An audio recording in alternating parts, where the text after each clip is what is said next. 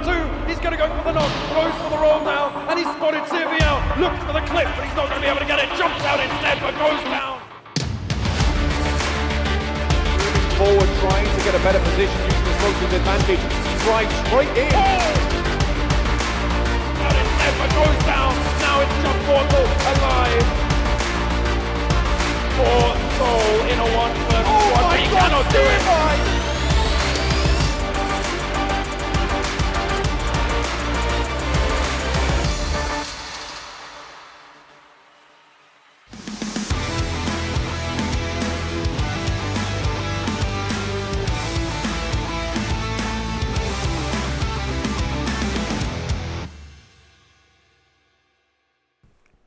Hello everyone, and once again welcome back to PMCO 2020 Spring Split Pakistan group stages. And today is day number 4. We had a two-day break. Teams had a 2-day break, but now we are back. So my name is Warren Super Johnny John, being joined on the desk by Ocean Sharma, who was going crazy a couple of seconds ago. You know it. He is excited. You So am know I. it. You know it. Team Bablu is back today, Yeah. so we are in for some amazing games. We would like to see if there is any team that just steps up better than Team Bablu, maybe, but I don't think so. I don't know so. There's no chance because that team. Yeah, probably, because I have been talking to a lot of people, and you know what the people want? The people want Bablu versus Fine. Exactly, like I saw the chats as well in my Yeah. DMs. I mean, you guys have had a lower thirds. You have seen that. So in my DMs also there were some people going on that we want to see those fights. But then let's just have a look at where Team Bablu is right now and if they are gonna climb up, because they are on the third 116. The first team RNG is at 145. No problem. Team Bablu, one match for you. I think so. Team Envy is out there on the second position. Portal Esports on the fourth position. Team VFX Oxy on the fifth. Nexus Team on the sixth. Low Esports on the seventh. And Team TUF is out there on the 8th for now. Let's see where the teams actually And go. Bablu is the only team in the top 8 that has played 4 games. Moving on, it's going to be North Esports on the 9th, Rogue Nation on the 10th, Gaming Hub on the 11th. Gaming Hub also being there with just 4 games played. Moving on, Arkadians on the 12th, RSxTeamx on the 13th. FIME is on the 14th position with 4 games played as well, so they can climb up. HTeamXRange can climb up, who are on the 15th position. Team HFD on that 16th spot for now. Moving on to the third quarter of the standings, let's have a look over there, where R3D Esports are on the 17th with 4 games played. Team BTK on the 18th position. The Real TG is on the 19th. Blacklist 2 is on the 20th position. Freestyle is on the 21st. The Stars on the 22nd. Team HR on the 23rd. And DFUZeOfficial on the 24th position. 4 games played for the teams from 21 to 24. So they will have the opportunity to climb. But moving on, one team that is stuck in a bad spot. It's going to be HTeamXRange with 7 games.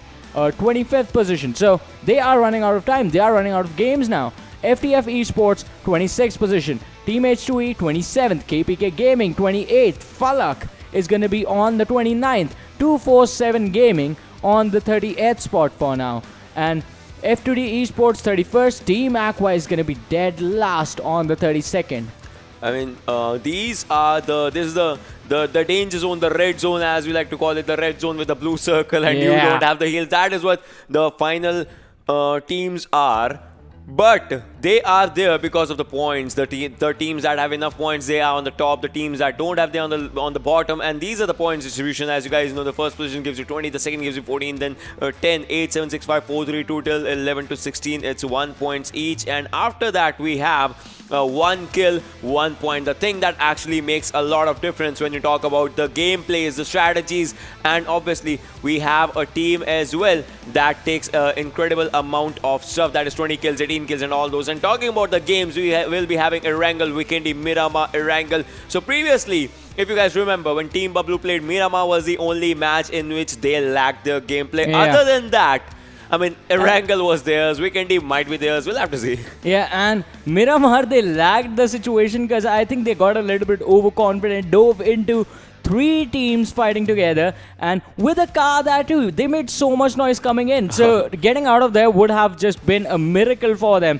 So that was an upset. Other than that, 3 chicken dinners in one day. Erangel they took to their name, Sanok they conquered, and then Erangel again they conquered. So Erangel, Vikendi, Miramar, Erangel, Vikendi is going to be a switch of pace. Let's have a look at the teams that are going to be playing. Freestyle, DFUZeOfficial, Team H2E, R3D Esports, Team Bablu, DFUZeOfficial, Team Aqua, and FalaQ representing Group B. And this is also a pretty strong group because 2xOfficial DFUZe is going to look to conquer and make this day theirs as well. And what can I say about Bablu? They have just been dominating the entire competition. But moving on to Group C, another interesting thing is gonna happen because here you have Gaming Hub, here you have KPK Gaming. Okay, so I get this. KPK Gaming, they are not doing that well right now, but there was a time that this team was considered one of the strongest teams in Pakistan, and I think they will be looking to prove that point once again.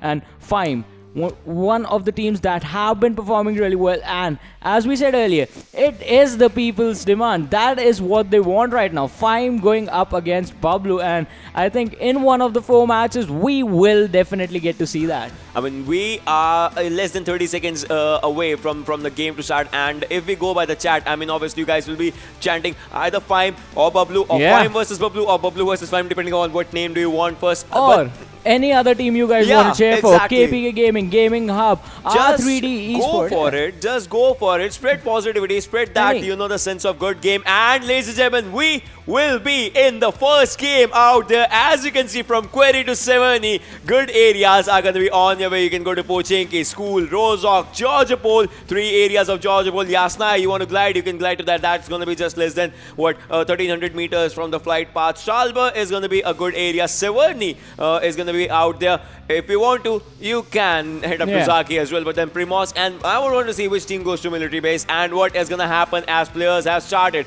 You can see stars are going towards the area that is behind the Query area, the shore area. That's where the team is going. FIME has started dropping as they are team number 20 on your screen, ladies and gentlemen. FIME, Motu, FIME, Flicker on your screen. 2x is going to a very fair-ish drop.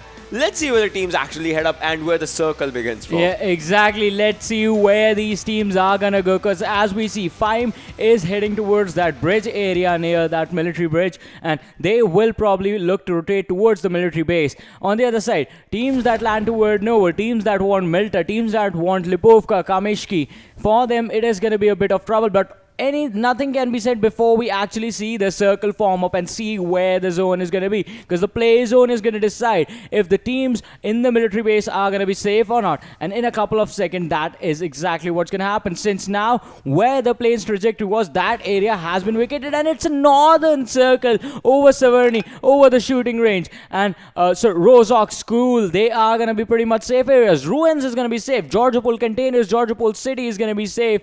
Yasna Poliana, once again, a safe location. And there are a couple of teams over there, in fact. And as I was saying, FIME, they have taken control of those small little compounds that are there on the northern side of the military bridge. And we have to see how this is going to work out for them. But another interesting thing, there is one isolated player from the side of DFUZe, I think. Insane is there present with the squad of FIME, and he can actually be in a little bit of trouble. And 2xOfficial as well, going for a split, a 4-man split. But moving over towards the Georgiapol Containers, Team HR, they have spotted out the players from the side of KPK, Blaze and the lads. They have to be careful this time around. Containers being contested by 2 different teams. Which one is going to come out on top in this early skirmish? I will have to see what happens in the fights. As you can see on the screen, ladies and gentlemen, where are the players out there. As you can see, all the areas are being occupied except military base. Like, people have refused to drop in that military base area whatsoever. Nova Repnoy not in the equation. Milta not in the equation. But I think, as you can see, team number 16, GH, they are just going out there to Milta Power or Milta probably. That's going to be one of the things. But then northern area has been occupied by just one team as of now. That's FTF Esports. They are in Severny. Other than that, Giorgio area has a good cluster, and Bablu Oh my god, Bablu, I want to see what their loot is for now, as I saw Bablu Pikachu and Bablu Tyrant has as a level 1 US, as we like to call it, for themselves, Ghost, Nani and Pikachu. So there's one more player in Bablu squad. When you see the squad roster list, that's Zameen. Yeah, he hasn't shown any gameplay yet, but to be honest, talking about him, I think if he comes, there's going to be another hellfire just raining over, because I mean... that's the thing. I have seen Zameen play, and I know that what you are saying is actually true. Because Zameen was one of the best players. Like, he has been one of the best players in the scene ever since I started watching him. And there are certain situations wherein a player, they are like, alright, I can't compete for now, I need subs. And Bablu somehow managed to get in new people inside their team, and still it looks like the same team. They used to be aggressive the last time. I mean, I showed you the clips of their gameplay. They were rushing people inside houses back then. They are rushing people inside houses now, and it is just scary when this team comes toward you. But once again, that was day 1. Today is going to be a new day. It's going to be a fresh start. And is any of these 15 teams that are playing, is any of them going to take that crown away from Bablu? Are they going to challenge look at him? this, look at this. First the kill blood. feed goes as H2E Failure is going to get the first blood. That was impressive, as FS's players. Malik has dropped down right now. Dread moving in forward. 11 bullets, needs to reload. Otherwise, the AKM can do the job. The gun that is behind him. But then look at Kashuf. He has a good gun. 2xRange takes on Fime Motu. Fime in a bit of trouble right now as they lose one of their players in the early stages. What's going to happen after this? Are they going to play passive, or are they going to be more aggressive? FS Baba also goes down as Old Boy takes the fight in his hands. Futrutsu is remaining. Kashuf is remaining. What's going to happen? H2 Esports moving in forward. Kashuf, players are really close to him. Right next to him, right behind that wall. And that's going to do some damage, as GamerX has had some shots from his side. And Kashuf with that AK 21 bullets. The player has dropped in, and it's going to be end of one of the players as well. But Kashuf also goes down. Just one player remaining. Futrutsu. But Dread has taken the damage, has dealt the damage. Right now, Futrutsu, he has been spotted by the other direction as well. I think Failure can actually do a good rotation out there. But 2x Virus, what is happening? Fime Khan also goes down. 2 players of Fime are down. Fime, a big name, a fan favorite team. Are they going to have an early exit? Look at this. Virus has just gone to a fist fight, and he just ended Fime Khan in an impressive turn of events out there. What is just happening? FS Baba on the screen, ladies and gentlemen. He was taken down. He has revived himself, had a first aid, just put it to better use right now. But Failure, he has this upper ground advantage in Pochinki. Can he pull off a 1v3 right now? Yeah, can he do this? On the other side, H2E Failure. He has the players. The thing about this fight is going to be that he is going to have an advantage. Dread comes from a wraparound as Baba was trying to climb up on the roof, and Dread is going to drop that player right in the balcony. And the other players from the side of H2E, they are going to come charging in. Failure, he's going to get inside the house from that really good jump on the window. Is going to climb in. Now goes in for the finish. Finds the player hiding in the bedroom. Is waiting for him. But with that, MK14 is going to finish the man off. Now FS Freestyle, they are in trouble. Malik is the only man in those houses, and he is hiding for his life. But in these games, anything can happen, anything can go wrong. If Malik plays this one perfectly, if he can force the team of H2E to deliver to him separate 1v1s, he can actually take these fights. And his teammate is there as well, as GamerX was dropped down from the side of H2E, and these two players who are left standing for the side of H2E, can they class this one out? 2 versus 4 situation in the early game, or are we going to see one team being wiped out within the first 10 minutes of this first game of day number 4? What is going to happen? Only time will tell. Yes, the grenade from Dread, but grenade is not going to do anything as out there. That was bad. You can see H2 Dread has been taken down as FS Malik comes into the equation. TPP gameplay coming in, but he would like to finish the players. Yes, you can do that. Have your kill for yourself, and after that, loot the crate. Exactly. That's the thing that I was talking about. And I think this player has a K9 alongside a Scarl now. That's a good combination to use. But then do they have enough bullets? No, will the bullets just do the work? Pochinki in the early stages becoming a a massive battleground to fight at. This was not expected. Malik, one grenade from Malik can actually turn anything from in the game right now, but the players have left those areas. Bablu Dani on the screen for a second. They are also ready for a fight, and I think they are on neck to neck with Star. And if Bablu Dani makes an opening, I think all the three players from Team Bablu are gonna capitalize and gonna take those kills for themselves. But then look at this. All right, HTeamXRange has taken the players from R3D on their side. R3D's players are falling apart. R3D has lost 3 players in the early stage. That is something, and I think this is looking really bad as R3D.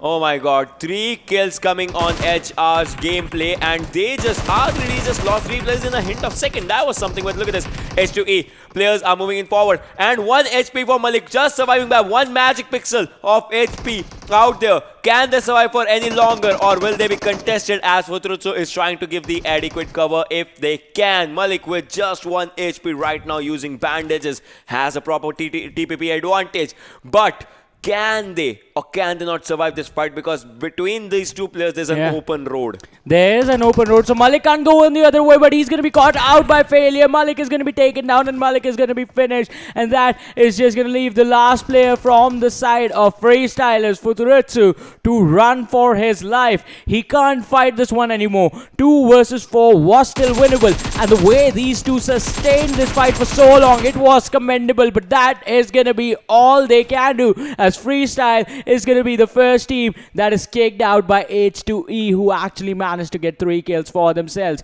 And with that, the first airdrop is going to come in with the M249, the level 3 armor, the level 3 helmet, and the level 3 backpack. And as this game proceeds, another team that's going to be in a bit of trouble, it's going to be DFUZe, because they were on that military base island, and now using that Novo bridge, they are going to be closing the gap, moving towards the play zone, but they are still going to be in some bit of trouble as the play zone is quite far away from them, and they will be taking damages, so the healing utility is going to be used. And if you are just wasting your healing utility on fighting the blue zone, then you won't have anything to sustain after the fights. GH Knight is barely now going to make it into the play zone, is going to heal up, has a good amount of heal. Should be using a medkit right now. Should be using a medkit right now. 1 medkit can actually do the job. And apart from that, I mean, you can, just move in. Like, you are wasting... Look, KMD, I think he might go down. He might, but I don't think so, because they have a vehicle. They can just take the fight against the circle and once again move into the next circle.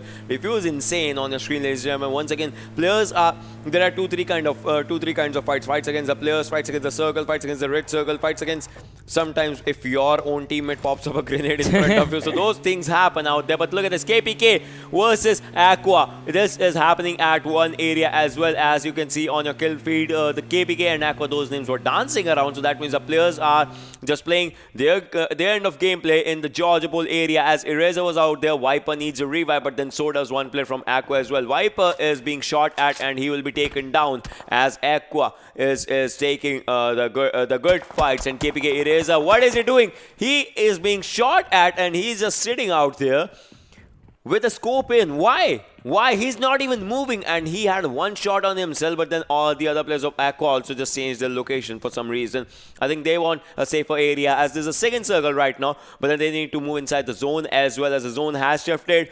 And after this, after 12 minutes, after 14 minutes, the circle is going to shift once again, and we'll be seeing the third circle. But for now, the second circle, apartments have an area where you can find AUG and level 3 stuff for yourself. Yeah, a lot of good loot is going to come in, but Aqua once again is going to be in trouble as Fandy is going to be outside in the blue zone. The person needs to move in, and closing in from that Georgia Pole area, I think you should head over straight to Rozok, from where if the circle closes in towards the northern island, you can rotate there, and if it stays on the main island, then you can stay there as well. H2E, they are still on that northern side of Pochinki, and in the next circle is when they will have to move, unless it is right on top of them. The probability of which is going to be really, really low. But on the other side, Bablu is heading towards the play area where most people are concentrated, and Bablu is going to be in the circle, so it's going to be HRFTF Star. They are going to make their way in. Fime is there as well. GH, they are right on the edge of the circle, and as soon as Bablu go in, you know what is going to happen. The shots are going to start blasting everywhere. The fights are coming in as HR, they spot a couple of players in the distance, and it is the players from Star who were heading from the northern side of this map. But the fight is yet to come. Look at this. Tyrant moving in forward right now. One player from Aqua takes a fight against KPK, and Eraser has been erased from the server. This incredible strategies by these guys. You cannot, like, if you need to move in forward, you need to put a smoke on their area as Rizes are going to be there. Bablu goes taking some damage, but look at this. 3 players moving in forward. Ghost on the downside. Dani takes on one grenade, but comes in, and that would be a bad grenade as Lala takes on Bablu Dani, but then finishes Bablu Dani as well. Pikachu on 1 HP takes down 1, takes down 2, and they just eliminate 3 players out there, but that was really bad for them as Pikachu is out there, but then Ghost also needs a revive. Grenades are coming in from Rams as well. Will it be Bablu's game or not? That is something out there. We'll have to see. Bablu Pikachu is on 75% health. Tyrant on the other side taking the fights of the outer areas. Pikachu revivals are coming in, and that thanks to Tyrant smoke, they are in a good situation right now. FTD Esports gets eliminated on the 15. We are down to 44 players and 14 teams right now.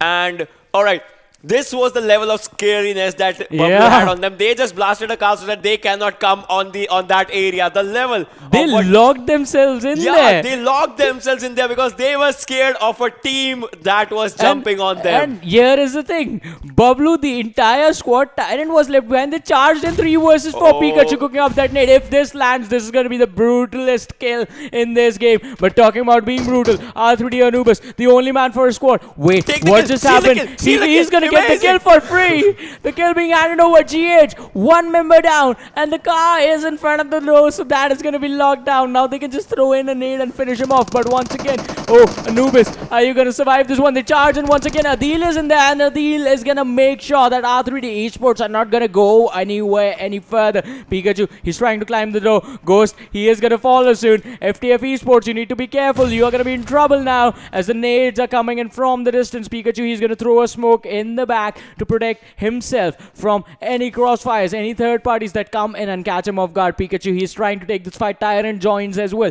And what I was saying earlier, Bablu, the level of confidence to charge in 3 versus 4 and the level of respect they command from the other team, that FTF the players actually turned their backs and were about to jump out of the balcony, just about to run away from them.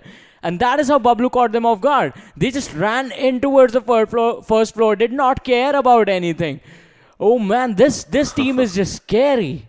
I mean, that is like totally true out there, but then the third airdrop is right around the corner for HR. Play zone takes up KPK plays as they were taking the fights in Georgopoli area. What's gonna happen? But I think Bablu, are they gonna be engaging in more fights? Because Bablu right now, where they are, the circle is not there, along their side, but Pikachu is trying to go for the trace spray on the other squad. But as of now, I think they are making a wiser choice, just moving inside the circle as they are.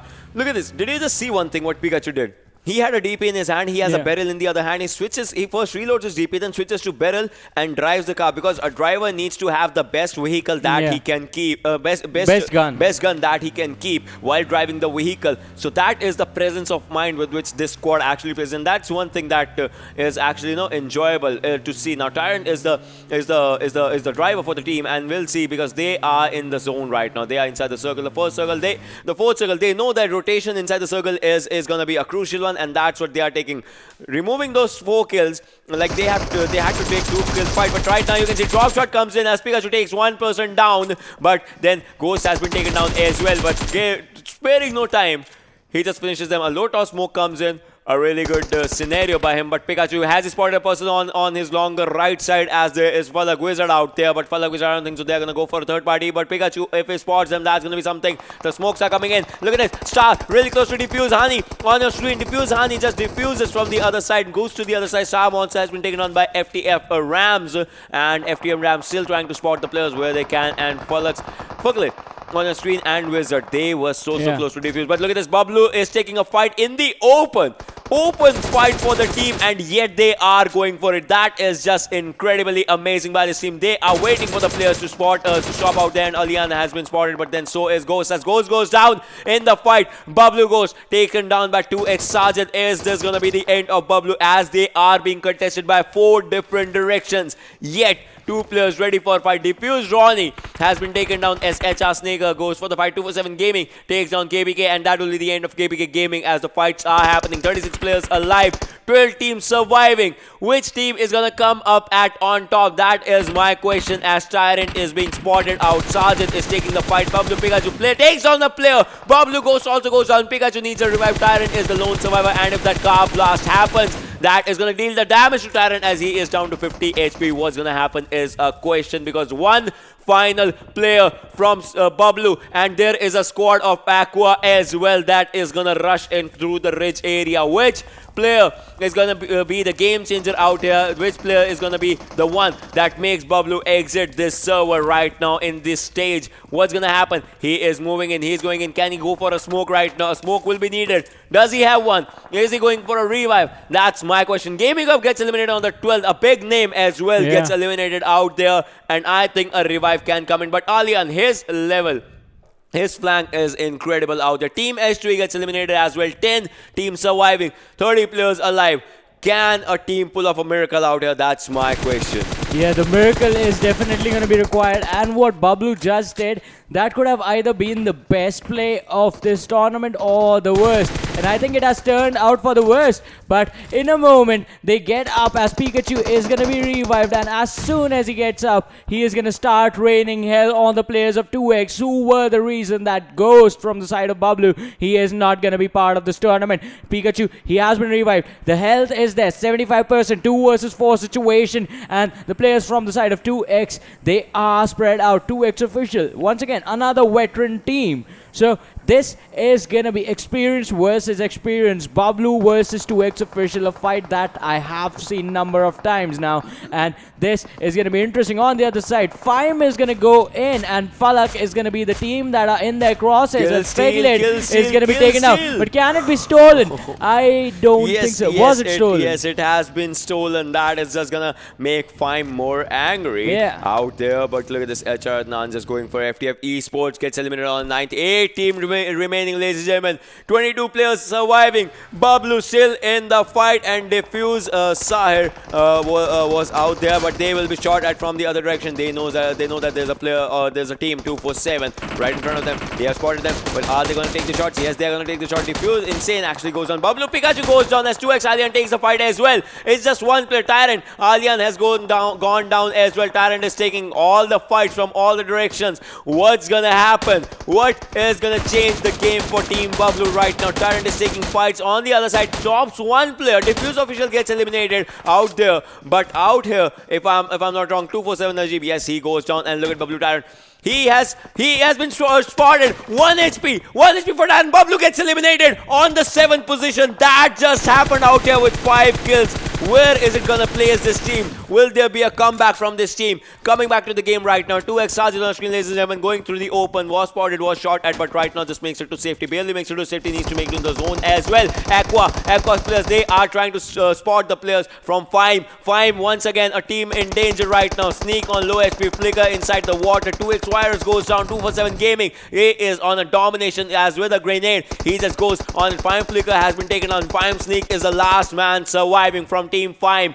A bridge is changing everything for this team right now. 2XOfficial gets eliminated on 6th position and 9 kills for the team. That's impressive by a team. And Fime with 3 kills in their hands. 1 person surviving. What's gonna happen? 2 bridges in the zone. Fime gets eliminated. 4 teams remaining. 12 players just surviving. Grenades coming in and going out. What's gonna happen as a grenade? If it just pops out, it's gonna do a lot of damage. You can see grenades in and out, in and out. Punjab's health is so low right now. Molotovs are the new meta, as grenades are also coming into the equation. Which player is going to change everything? That's one of the questions that I have right now. Yeah, that is definitely going to be a question. 247, 2 players being taken out with one nade from Snake. It was an amazing one, but HR, they have to be careful as well, as now they are going to be forced on the back foot. Now, the bridge is the only thing that's separating these two teams down to the top 4, 12 players in total, 8 of which are in front of us. So, it's going to be FalaQ with just 1 player, HR with 4, 247 2-for-7 with 4, out of which 2 are knocked down. Now 1 is knocked down because the third one did get a revive. Aqua is there with 3 players as well. And Team Aqua, they're not doing so good in this tournament. So them getting a chicken dinner in this game and them having a good performance today, it is going to be pretty important to them. On the other side, as Ocean was saying, it was a huge upset, Bablu getting eliminated. But the way they were playing, it felt different from earlier on, because this time they just charged in. Earlier it was 1 knock at least coming in and then they would charge in. This time they just drove the car, rammed it into a house and lost Danny, their entry fragger. With that, FalaQ is also going to take an exit. And look at this, Bablu, even though they exited the game so early on, are still managing to stay on the 5th in the number of points that they have. And I think they are definitely going to have a good enough standing for themselves even after a bad game. And the next games, this was just the first one. We still have 3 more after this one, so those ones could be theirs. But now let's talk about the teams that are still alive in this one. 2-for-7 Gaming, Aqua and HR. None of these teams are the ones that you would have expected to be in the final fight. 4 versus 4 versus 3 situation. Aqua, they are going to be in a tough situation as they are the only one who are isolated. Or that can actually work out for them since they don't have to deal with the pressure of fighting another squad that's in front of them. And now Team HR, they have the airdrop right behind them, but we have to see, are they going to go for it? Are they not going to go for it? Fatty Dick takes some damage, is going to heal up. His armor is gone. His helmet is sitting at 50% damage. On the other side, the other player from the side of Team Aqua is still pretty healthy. Snaker, he has everything he wants to take this one, except I think they need the utilities. Or have they wasted all of them? Have they wasted all their smokes and all their nades on just trading damage and not kept anything for the later stages? Because now it would have actually been important to use a smoke to actually make the rotation or find a flank towards the enemy's team and wipe them out. 2-for-7 Gaming once again, 2-for-7 and HR separated by the asphalt as Adnan is going to peek over the rock and get a knock for his team. 2-for-7, they are going to be in trouble, but not so much because HR still not charging in. They are waiting this out. They are being patient, but where is the patience going to take you if the circle is not going to be in your favor? And now HR, they are forced to take the action. Another one going down. Gaming from the side of 2-for-7 is going to be taken out. 2 versus 4 situation, but 2 versus 3 just because Team HR, one of theirs did go down as well. Snaker was taken out. The other 2 players, they are going for a 2-2 fight. That is just impressive from the sides. One of the players can actually, rotate from the other direction by smoking in through the end of the bridge and just go in, charge in on 2-for-7 Gaming. Otherwise, they don't have a chance in the zone right now. Aqua has made inside the circle, and yes, Adnan is moving in. He's doing the stuff, the thing that was just supposed to be done. That is the one thing he's doing. Najib goes down. 2-for-7 Gaming in a bit of trouble right now.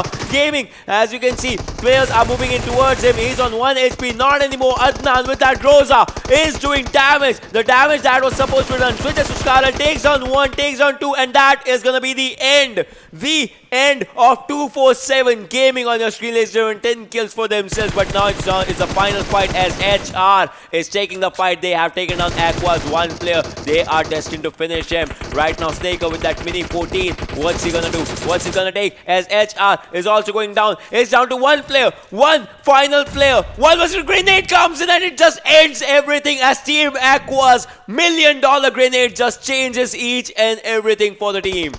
Yeah. 9 kills in grenade, total. 4 kills. Well, if you are going to be grouped together, you need to be careful about that. And we have talked about this as well. Staying together in certain situations, like in close compounds, landing those nades is pretty easy. But this time, out in the open, the nade had to be perfectly cooked and perfectly timed according to the distance. And perfectly thrown as well, which it was, ending an entire squad in a blink of an eye. And Aqua just getting that important chicken dinner that they needed. Friends who stay together, slay together. That's all that you can say. But then let's just have a look at the MVP for this team, for this game as well. Aqua Fatty, 4 kills, 600 dot damage, 24 minutes of survival time, and 8.6 kilometers of distance covered. I think this team is ready for a comeback, and their comeback day has just started, because this chicken dinner, it actually shows that the team is performing at an impressive rate right now. Yeah, definitely. The team was impressive in this game, but once again, we'll have to look at the standings for this game, the number of points that they earned, and then add them to the overall standings till now, and see how much does this affect that. Because once again, need to be in the top 24 to make it to the semi-finals, from where you will need to be in the top 16 to play in the finals. So for this game, let's just have a look at the top 5 players and see how they did, how was their performance. Because HR Snaker is going to be the first with 7 kills, 1290 damage. 247 Mount is going to be there on the second, 5 kills as well. Third position being taken by another player from the side of HI. It's going to be Trinda with 4 kills, 786 damage. Fourth position, Aqua Fatty, 4 kills, 600 damage. Fifth position, it's going to be Aqua Hamza, 4 kills, 502 damage for the guy. And a lot of new names basically coming into the top 5 players for the first time. And once again, so all the big names in this game fell apart, all of them. Fime was taken out earlier, Bablu was taken out earlier, GH went out quite early, and so did 2xOfficial. But it was the new teams, it was the new names, the new faces who stepped up big. And Aqua, the advantage that they had was that they were ignored in that final fight. They were all alone, and plus the fact that the circle was on them as well. So they actually planned it out quite patiently. They just moved into circle while the other teams were fighting with each other. Like HR was out there, and they were fighting against 247. So that actually gave them a chance. But then let's see how much points did Aqua get of that final fight, and where is this team that stood second is coming? Because, yeah, exactly, 2-point difference between Aqua and HR. This 2-point difference would have been otherwise if HR had 20 points of their position, if they had their position first. But then, as of now, on the third is 247 Gaming. 2xOfficial on the fourth, and Team Bablu with 10 points in this game, 5 for placement, 5 for kills. They are out there. Team 5, on the other hand, had 7 placement points, but then the kills was one department where they kind of lagged. And look at this. Alright, so we have casted South Asia matches, and in that 7 kills as well. Yeah, I mean, it's like a fusion between both of them. Yeah, it is definitely. To have 0 kills or less amount of kills, and they always used to come to 7th position. Yesterday, that thing happened, and same thing. There is 11 kills as well. Yeah, I mean, it's like a fusion between both of them. Yeah, it is definitely a good day. And one thing that was not good was actually Bablu being taken out earlier on. But still, since they had a lot of kills, they are going to get 10 points for themselves as well. But 10, is that going to be enough? Because look at this. The drop is like massive, 29 to 10. The initial drop, HR and Aqua, it's not that much, but from there on out, from the third position onwards, the drop becomes really big. 6-point drop coming into the fourth, and then a 5-point drop additional as well. Yeah. Moving on to the next set of 8, it's going to be FTF Esports on the night. DFUZeOfficial, another big name, another upset, but the performance, they have to step it up in this tournament. So we are going to have to wait and see how DFUZeOfficial play the rest of their games out. 10th position for now. Gaming Hub was taken out on 11th. R3D Esports on the 12th. Freestyle on the 13th. The Stars on the 14th. KPK Gaming on the 15th. F2D Esports on the 16th position for now.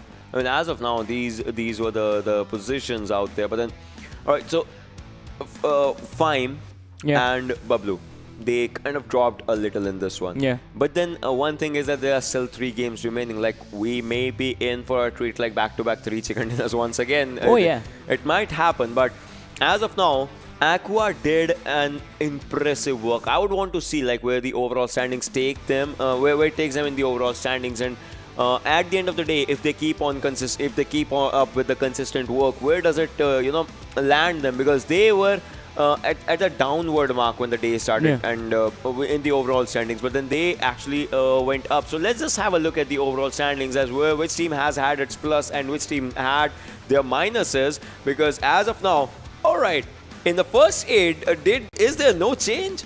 I think so. There is no change. That is just impressive. Like, RNG is still on first, and we still on. Like, the points just changed for Team Bablu. Other than that, there's no change. The points changed, and the 4 became a 5 in matches played. So let's just move on. Let's skip this. Let's skip this. Yeah, and see. Okay, Fime climbed up even after a bad game. They make their way into the top 10. Gaming Up is still gonna be 11th. and HTeamXRange, even they climb up. So the teams with just 5 games played, they are obviously going to climb up because the differences in points, it's not that big. Like, look at this. 9th position, sitting at 66. And Team HR, the team that's on 16th, is just sitting at 52 points. They still have 3 more games to go. So these 3 teams are definitely going to go up over here. But moving on, it's going to be 17 to 24. 247 Gaming make it into the top 24. Team Aqua make it into the top 24. They are 22nd. 247 is going to be 24th for now. And Freestyle, they dropped their ranking. R3D Esports also dropped down as well. And Freestyle, they are going to be in a bit of trouble because if they have another bad game and the teams below them, if they have a good one, then Freestyle is going to be out of the top 24 for now. So they need to step it up and they need to focus on their performance. Yeah, exactly. So after this, the area where we talk about, like, 25 to 32. Yeah. That's going to be like one of the things, as some teams have had a good game in them, but as of now, all the teams that have had 5 games and all. So FTF Esports, they kind of started up good, but the fights and all that just happened out there. And after that, the Stars, DFUZeOfficial, HTeamXRange. So the thing is, there are still teams that have a chance to get out of this. What do we call it? In Hindi, we call it dal.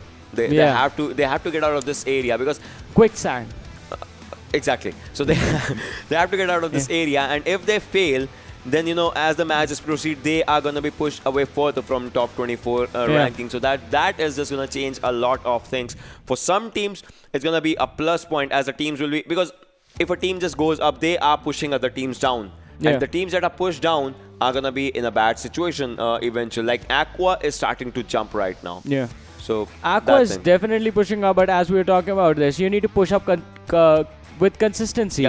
And that was just one game. We still have 3 more to go. So what do you guys think? Is Bablu going to step it up? Is Fime going to step it up? What is going to happen to GH? You can just spam it out in the chat. We'll be watching, but we'll be back after a short break. You guys just stay tuned and keep watching.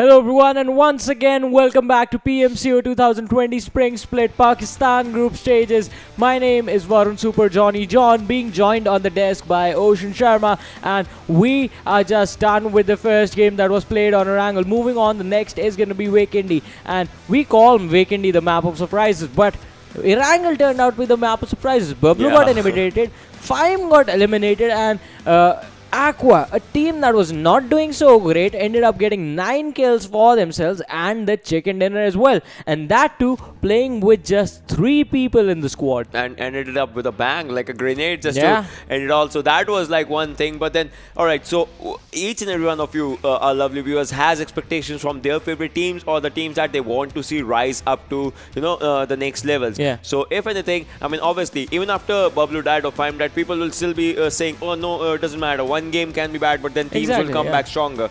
So we also still have the expectations from Team Bablu, from Team Fime, as Vikendi will have to see, like, what sort of gameplay does these players now give, because they have had one decent gameplay, but then they know how to rise up from those things. And talking about, let's have a look at the damage dealers from the last game. The top 5 damage dealer, it was Snaker from HR, 1290 damage. Hydra, Trinda from HR as well, 796. So the difference between the first and the second position, that is just massive. Moving on, H2E Dread is going to be 643. Aqua Fatty is going to be on the 4th with 600 damage. And Shajid from RSxTeamx is going to be the 5th man in the top 5 damage dealers with 595 damage. And what I was saying earlier was, talking about Fime, one of the players that is loved by many, loved by most of our viewers, I think, was Predator, and he wasn't playing in the last game. So is he gonna come back? And if he does come back, how much is the performance gonna change for the side of Fime? I mean, if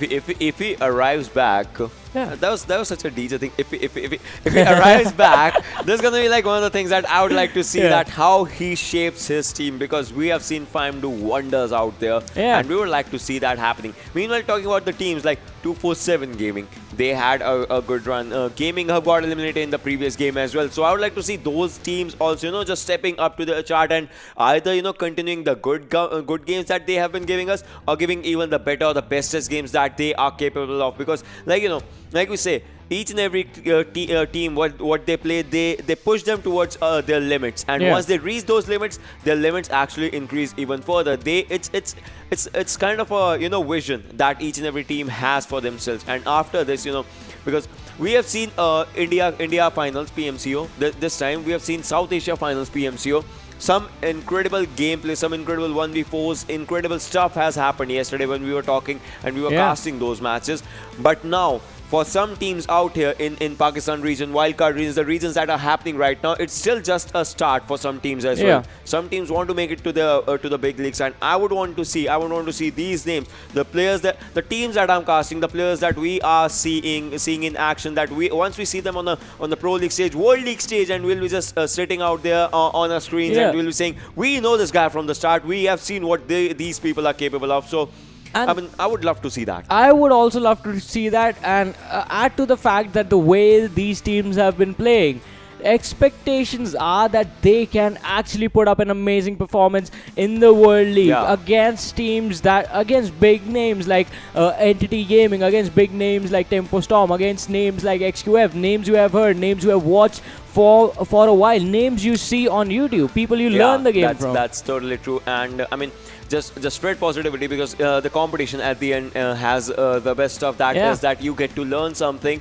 I mean, play the game safe, obviously, and spread positivity, and stay hydrated. This is water. stay hydrated. That is definitely water that Ocean is drinking right now. What do you mean definitely? Like, this is water. You have a habit of using empty cups as props. I can pour the water on you just to show that it is water. So yeah, that just happened right now. And moving on, let's talk about this Vikendi. It is definitely going to be a surprise coming in, and as I was talking about surprises, the game is live and it is on our screens right now. So the trajectory is starting from port, heading towards the hot springs area. So a lot of hot drops are going to be available, especially the Cosmodrome area, and for the past couple of days we have seen intense battles go on in Cosmodrome, just because I don't know, how many games have we casted when the circles just over Cosmodrome and teams just head there? How many games has it been back-to-back 50, Vikendi? like not back-to-back, but yeah, if anything, there have been like 35 to 50 games somewhere in between. Yeah. Cosmodrome is kind of an area where players can, they have a good amount of rotating area for themselves, good amount of loot area, and Cosmodrome consists of actually 3 areas. One is the space station. Yeah. One is actually a teaching station out there, the one that The has training benches, area. and then the other one is the open area with the longest building out there. So all those areas combined. Do you know actually the longest building that people say it's actually the making of a space shuttle, not the building. Like there should be a space shuttle standing next to it and the one that takes off. Oh, you mean the place where they actually launched the rocket from? Yeah, it's actually that. You should know what it's called, right? All right. Yeah, so backstory why I asked him that is he used to be a rocket scientist. That is not even a joke. I used to be an assistant junior scientist, not rocket Yeah, so that is not even a joke. A trainee one, the one who has done training, that's all. So that makes you a genius. Yeah, and to be honest, not even lying, it's just known as stand. And everybody is out there on Krichas on the screen, ladies and gentlemen, as you can see, and HR on the port area. FS is really close to them. And I think there are 3 teams around those areas, so that's going to be something. As you can see, Star is also there in this area of Zabawa alongside FS. So that is going to be a bad fight for FS, as previously also FS was just engaging in a fight in the early stages of Pochinki, and this time the fight has shifted to Zabawa. So we'll have to see what happens. Star Phantom has an AKM, has an M16, but I mean, the early stages, can he just pop the heads out with that one? That is going to be my question. He has just 5 bandages for himself, so I mean, you see, you can take the fights, but what if your health drops critically low? You cannot be using bandages each and every second. That's going to be one of the things. Vutrut is so low on health right now. FS Baba is out there. Black is out there, but then are they going to take the fight? Star Monster, ladies and gentlemen, has the Uzi, has 25 bullets right now in his bank. And can he just make the maximum utilization of it? FS Black just goes down as Star Knight was moving in forward. Knight actually leading the charge, and he, with 30 bullets, can just pop each and every one out with that Thompson but the factor is that he has level 1 helmet and level 1 vest. So that's going to be something. And for the respect on your screen, ladies and gentlemen, takes down to a player from 2x. That is going to be something. We'll have to see what happens if the fight just keeps on going.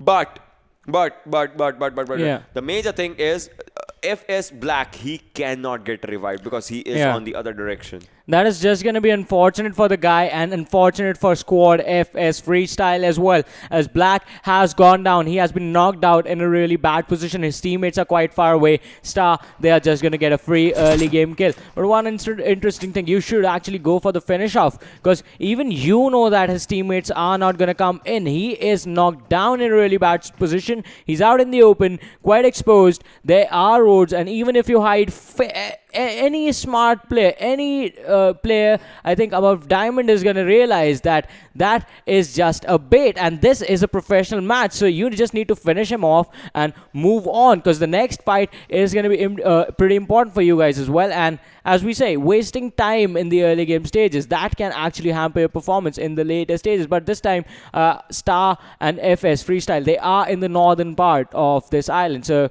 they will have to rotate towards the left side, the western side of this map, which from the northern side, I think it is just going to be a 3 direction fight at maximum that you are going to have to take. Yes, and FSC, they are not like properly surrounded, but still they are surrounded from the directions, as 2 players up front, 1 player right next to them, and 1 player kind of at the back. And see, Fime has to get inside the circle, 2x has to get in the zone, FalaQ has to get in the zone, Aqua, R3D, so many teams, so many names have to get inside the circle right now. But then if there's one team that they can just fight while getting in the circle, it's going to be Bablu, as Bablu is really close to KPK, 247 as well, as 247 has had their drop on Villa, if I'm not wrong. And we'll have to see what happens out for these fights, because for now the fights are looking decent. But what else? Because no one is in Vihar, no one is in Dobromest. If the circle shifts up, all the teams are going to rush to Dobro. If the circle shifts down, all the teams are going to rush to Vihar. So the areas are there, But do they have that, the fighting stance out for themselves? Because teams will be ready, but what Vikendi does, it just plays with those hard shifts of the circle. And right now, it's just 50% in the water and 50% on the land. So first circle sometimes feels like the fourth circle, and that pressure just... it just keeps building up and up and up as you move to the later stages of the game. But the situation, I was wrong, Ocean. The situation is turning around. Star, since they are still sticking around this area, did not decide to get away while they had the chance. FS, Freestyle are gonna knock one of their players down. Monster taken out in a bad situation, just like Black was out in the open. The smoke has been popped, but it is not gonna cover anything as Malik, he is on the first floor with the MBK5 in his hands. And Monster, once again, he is quite exposed. The players from the side of Freestyle, they are gonna have a clear shot on anyone who comes in for the revive.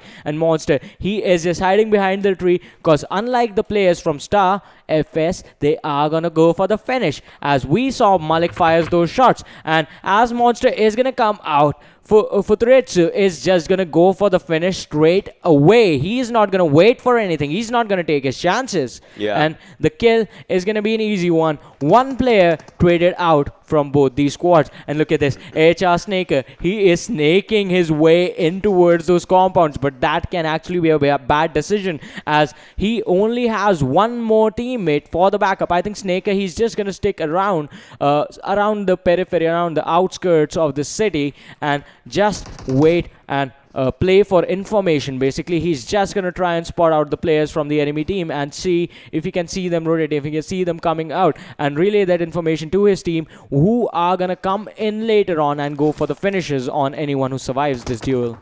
Star Phantom goes down in the fight, as well as HR Snaker. He is taking an incredible fight against Team Star. We'll have to see what happens, as there are more teams right now out in this area. Zababa is actually becoming a proper area to take the fight in their hands. We'll have to see what it takes with it, as Snaker has also spotted some players. So HR, Star, and FS, three squads out in this area. These three squads, I mean, we can see a squad getting wiped out easily, as Futrutsu also goes down.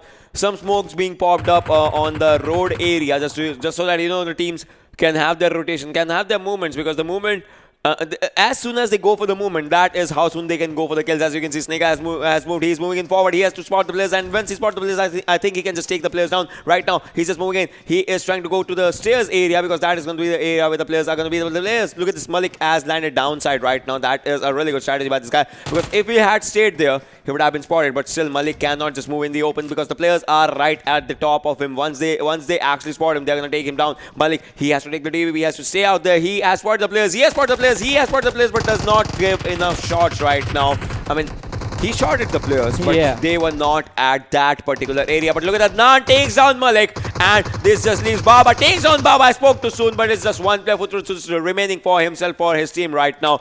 Now revivals are gonna come. One player surviving from FS. One player out there that is keeping 16 teams alive.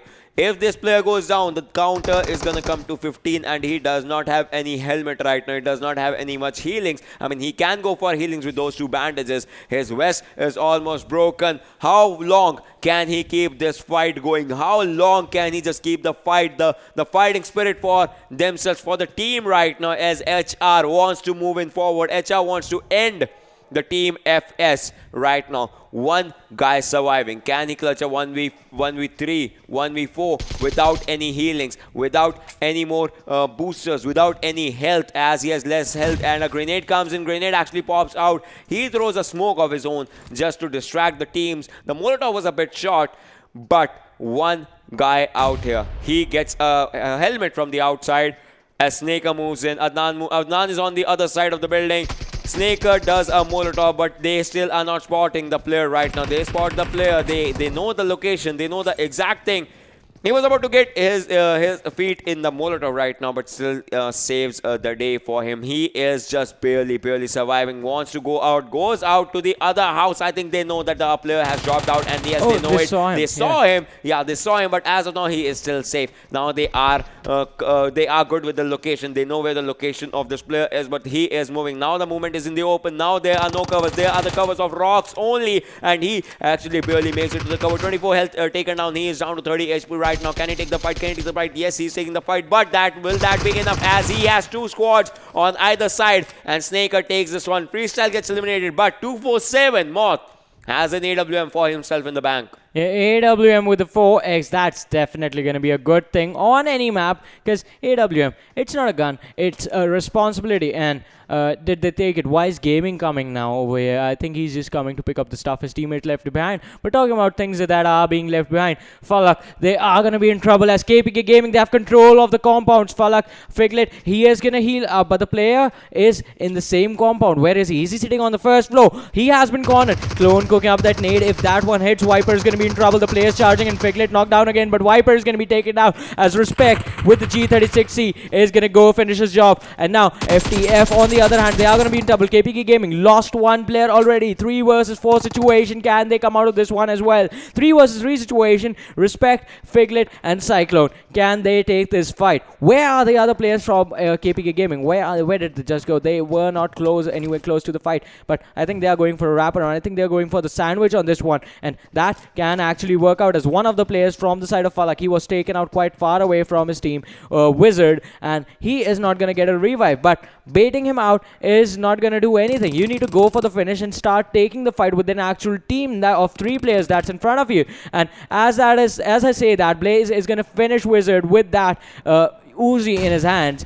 and the SMGs are just gonna get the job done this time around. And now the players, they are regrouped from the side of KPK Gaming. Blaze, he is charging up ahead close to the window, playing for the information is gonna be the key to winning this fight. Whoever spots out the other one first is gonna know how to engage in this one. Figlet, he has the flank, and talking about flanks, H2E Dread behind that rock is gonna spot out Fime, sneak out in the open, and he's gonna be in trouble as the kill can be stolen. But Bablu Pikachu is gonna get the kill. Bablu is here. Bablu, they are quite close. This can be a party in these compounds as KPK is going up against FalaQ, H2E. They know they are waiting for this fight to end to charge in, and Bablu is out in the distance. So even they might have heard these shots and they can come in at any moment. But for that, we will have to wait. We will definitely have to wait, as none of these teams, not KPK, not FalaQ, none of them are actually being too aggressive, because being too aggressive can actually be a bad thing, and it can cost you a lot of good position points in these fights. So now the Cold War has started, as it should be. Clone from the other end, he has taken a lot of damage. I think that was H2E coming into the play, and the shots were fired already. Clone dropping down to 50% health is gonna hide himself, is gonna heal up, and now they are sandwiched already. FalaQ, the shots being fired through the window, not gonna connect with anyone, as Blaze moved into the other room, moved into the kitchen area, and is gonna be quite safe. But now once again the rotation needs to happen, and it needs to happen now. Flicker is going to trade down Bablu Danny as Fime, they come in contact with Bablu, and the trades are happening. Pikachu is going to trade down Flicker, and Fime has lost 2 players already. Motu and Flicker, they have been taken down. 2 versus 4 situation. They are not going to survive. The 2 kills are going to be Bablu's, and no one is going to take that. Danny, he needs the revive, because as we know, Danny is one of those key players in the team. Every single time he goes down, things sort of become hard for the side of Bablu, and they have to slow down the pace. It is that amazing entry fragger from their side who goes in first without any fear in his eyes and goes for the knocks on his opponents. I just love what those guys actually do. They wanted to loot 2 crates. They use smoke on each and every individual crate. So that is just an amazing strategy by the team. Coming back to this fight right now, HR versus 247. You can see the fight is happening. The players from HR is just 1 player remaining. Can 247 just go for it? Snaker takes down 1 out here. Snaker, the lone survivor, is still taking the fight. He's taking down 2. Snaker, can he go for a 1v4? He has taken down 2 players right now. 18 bullets, reloads it. He is down to 35, and he just wipes another one. 4 kills in his bag right now. Is going for a revive with 35 bullets. Can he just pull off a miracle, as he is ready for a 1v4? He has done a 1v2 right now. TPP, and a pre-fire just coming in. And right now, with 40 bullets, he takes down the 3rd as well. Can he, or can he not do a 1v4? Once again, a question in my mind right now. He is down to 20 HP. Really bad. He takes a 1v4 in his hands. Incredible gameplay by this guy. What has he done right now? This was more than impossible, and he just pulled off a 1v4. What? Yeah, and in the pressurable situation as well, because his teammates were knocked down right behind him, and he was like, all right, let's do this. It's a YOLO play coming in, and that was one of those situations wherein YOLO plays can actually work out for you. Because even if you die, what was the best option? You couldn't have run away. There is just open ground all around you, and running away in open ground, that is just basically committing suicide. Yeah, I mean that's like one way that the game actually just goes out of your hands, and that should not happen. Meanwhile, you guys can see this is Star versus H2E. What's gonna happen as Star Crypto and Star Knight are out in the open. Star Crypto and Star Knight are just they're trying to take the fights. They want those fights as FalaQ is also out there, and FalaQ has taken down one player, KPK Eraser. Respect is also taken down as well. This is looking really bad for FalaQ, but as FalaQ is trying to charge in, what's gonna happen? FalaQ is low on health right now. Clone has been taken down. Will it be a 1v4? Another 1v4 coming in as Blaze is looking really good for a fight. Blaze, can he just go for it? FalaQ with just 10-ish HP, he is taking up a fight with Fugle and Blaze. Both the guys are out there. Are they gonna go for the revives? I think so. That will be a better choice, but Blaze is ready for a fight. Blaze is ready for a movement, but he should be he should be reviving right now. It's two players in the same house, different teams, reviving their players. But what's gonna happen once they go for a fight as a revives? Here's the difference. The two players from this from the other squad, FalaQ, they were quite low, and on the other side, KPK Gaming, the players were quite healthy. So if you are not getting the heals done properly in time, and as I say that, Figless is just going to charge in on the first floor. The shots were fired, but the damage was not that much as he would have liked. Blaze was still at 50% health. He's going to heal up. 75% health coming in, but H2E, they are charging in on the players of Star, and Bablu is here in the compounds next door. This is going to be a 4 versus 2 situation, and these squads need to run away. They need to run away now, as FalaQ is just going to abandon this entire conflict and try and run away. Bablu, are they going to let this happen? Are they going to let those two players survive, or are they going to go for the hunt? KPK Gaming, they have been conquered. It is just Hamza and Blaze on that first floor, and as we know, Bablu, they are just going to charge in. Danny, like always, the entry fragger for the team, is going to go in first. The two players split up. Danny is going to be taken down, but the finish off is not going to be there. Just Tyrant is going to charge in for his teammate, but the revive should come in at time. He has the Uzi, but it is going to be the two players peeking at the same time. Tyrant goes for the peek, drops the damage on one. The other one is going to peek up as well. Tyrant still pretty healthy, goes for the drop shot. Good, prones down, takes down one, jumps down on the ground floor. The other players are coming, and that's just going to be KPK Gaming and FalaQ being taken out of this game. Oh the boy. Kings are back! The Kings are back! The Kings are back! That's what they just showed out here. Incredible gameplay coming in. 6 kills already, and they have the capabilities of turning that single-digit number to a double-digit number. I think they are going to go for it as they took an impressive fight. But look at this. FalaQ is just one solo survivor right in the next house. Has Bablu spotted him as well? That is my question, because if they did, they are just going to know about it. They are just going to go for it. They are just going to see the fights that are going to happen out there, and they are just going to take the fights in their hands. And Bablu goes as on your screen, ladies and gentlemen, is trying to see Pikachu. The Molotov's on Pikachu. Pikachu's Molotov actually just dropped down here, and that's going to be the end of Pikachu if not revived in the early stage. I think that is going to be the end. That was something that just happened. But look at this. FalaQ's player, one single player surviving. 10 HP grenade. A Molotov comes in but is on the other side right now. And we'll have to see what happens out here. And you can see FalaQ so many grenades, so many throwables just coming in out there. So many things that are just limiting FalaQ's player to move out. They lost Pikachu right now, but all they got is 1 kill, and that is going to be the end of Team FalaQ out here. 11 teams surviving, 36 players still remaining. What is going to happen out in these fights? Bablu, they just had an impressive comeback, but can they keep the momentum going? Yeah, can they keep the momentum going? Can they get the chicken dinner for themselves in this game as well? And I think knowing this squad, watching them for some time, I think it's been 6 months since I've been watching them play. They are definitely going to go for this one, and it is exactly going to be like the last one. Danny, he is out of the armor, but he is going to trade off with one of the dead players. So from 100% damage on his armor, he goes down to 50% damage on the armor, which is still a little bit better, but not the kind of situation he would want himself in, since Danny is always the first person who goes in, who is going to be the man who, and he knows going in that he is going to be knocked down. And imagine, Ocean, the level of trust that you have in your teammates, that you go in, you make sure that you take all the bullets out of your enemy's clips into your own body, and you trust your teammates to charge in at the right moment, stop them from finishing you, and go for the kills. That is exactly how Danny plays this, and that is exactly what Bablu do. Danny is always going to be the bullet magnet for the team, and they somehow still manage to keep him alive to the later stages of the game. Talking about things in the later stages, the Groza, the level 3 armor, helmet, backpack, and the adrenaline syringe. All of those things can be really, really useful. And Bablu, they have already only lost Pikachu till now, so still the 3 people in this game are alive. And Pikachu, again, is actually a pretty good play, is one of the heavy fraggers in this tournament. But on the other side, talking about the other teams, it is going to be H2E being spotted by the players from the side of R3D and Dezo.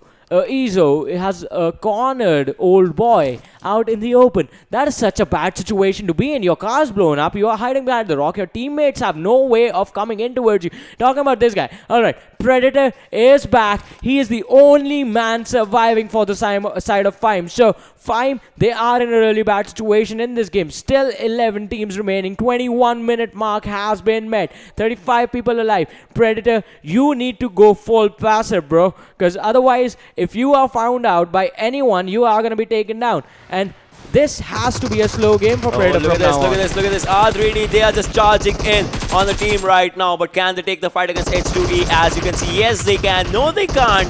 One player has been taken down out there. Joka and Easy, your 2 players, Walker and Anubis, are moving in forward, taking the TPP. But look at this, H2 Esports is just trying to go and obliterate them, as one of their players has also been taken down in the fight right now. What's going to happen? Walker going for a flag against the Tractor. Can he just take it? 1 HP! 1 HP by the guy, and GamerX just does it. He just ends them. He just obliterates them. R3D just moved in, but then Aqua, the team that was out there for the fights, the team that just wanted the fight. Look at them. The grenade, charging it. Will it go? It blasts and takes out some part of their health, but then that is gonna be something. That was the only damage done out there. Hamza wants to move in forward, moving in, moving out, takes down 1 player as well. Aqua is on another level right now. How are they playing this good today? That is a thing out there. Just look at that, because their gameplay is just different from all other games, and that is going to be the end of one squad that Aqua just does.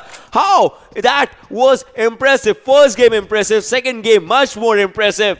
They're out of their world right now. Yeah, they are out of their world. I don't know what is happening away. Aqua, they are putting up amazing numbers on the board, but we still have to see, can they take more fights? Because going on in the later stages, Vikendi actually becomes really, really weird, and in those situations you have to pull out something special, do something special to come out on top. But now, talking about something special, it's going to be Bablu going up against Diffuse Tyrant. He has been taken down. Can Bablu survive this 2 versus 5? And yes, they can, as Ghost was taken down, but Danny actually managed to turn the entire situation into a 1v1, and Hani is looking to spot out Ghost, but Ghost somehow survives. Danny going for the revive on Tyrant, and if he actually gets this one done, Hani is going to be in trouble. Diffuse is going to be in trouble, and I think Tyrant is going to come back soon. But on the other side, Honey is going to go for a revive on his own teammate. 2 players from the side of Diffuse, they are still beating out. Honey once again was the only man standing. So Bablu, they need to go for the rush, and they need to go for it now, as the players are slowly and steadily beating out. Insane is just going to die in front of the eyes of his teammates, as the players from the side of Diffuse actually come back into this game. Tyrant is back, Tyrant is healthy, and he is going to charge in towards this entire squad with an Uzi in hand. Smoke in front of him, the vision has been blocked. Ghost is back on his feet, back to 75% health. 3 versus 3 situation. Honey takes a lot of damage, drops down to 50% health, goes to the first floor of that house, has been damaged a lot. This is switching incredible. to FPP. Yeah, incredible. The wider field of view that Tyrant can get, that is one thing that he is going for. Bablu Ghost has been spotted on the other side. He has been taken down. Sahir is taking the fights out here. Diffuse Hani goes down. Diffuse Sahir goes down. Tyrant with that FPP switch is wreaking havoc right now. DFUZeOfficial gets eliminated. Bablu once again making it out in an incredible way. away. 8 teams remaining. Airdrop number 5 has an MK14. I think the team that gets it, they can actually take amazing fights, but still, Bablu will be there to stop them if anything. But I want to see where is Fine Predator right now, because the circle shift was something impressive. And how is he just moving in the circle? Like Fine Predator, the solo survivor. But on the other hand, look at this. Bablu Tyrant spotting out one more team that did some damage. But right now, the team is safe. Yeah, the team is definitely going to be safe, and Bablu still with 3 players alive on the other side. F2 Umair, he's going to be caught out by the players of the side of FTF, and they are just going to charge in. Mafia, he is still standing. Umair was the only man that was taken out. And Bablu, they go in on that fight as well, as Ghost spots out the players from the side of FTF out in the open, and he just starts firing instantly. Is that the first response that Bablu has for everything? Fire first, ask questions later, think about where you are later. First, you need to take out the guy in front of you. Like, what is this team doing? You are out in the open. Why take the fight? You are asking what is this team doing? I'll tell you. This team is playing the game that they are known for. That is what this team is doing right now. It's scary. The game they are known for is scary.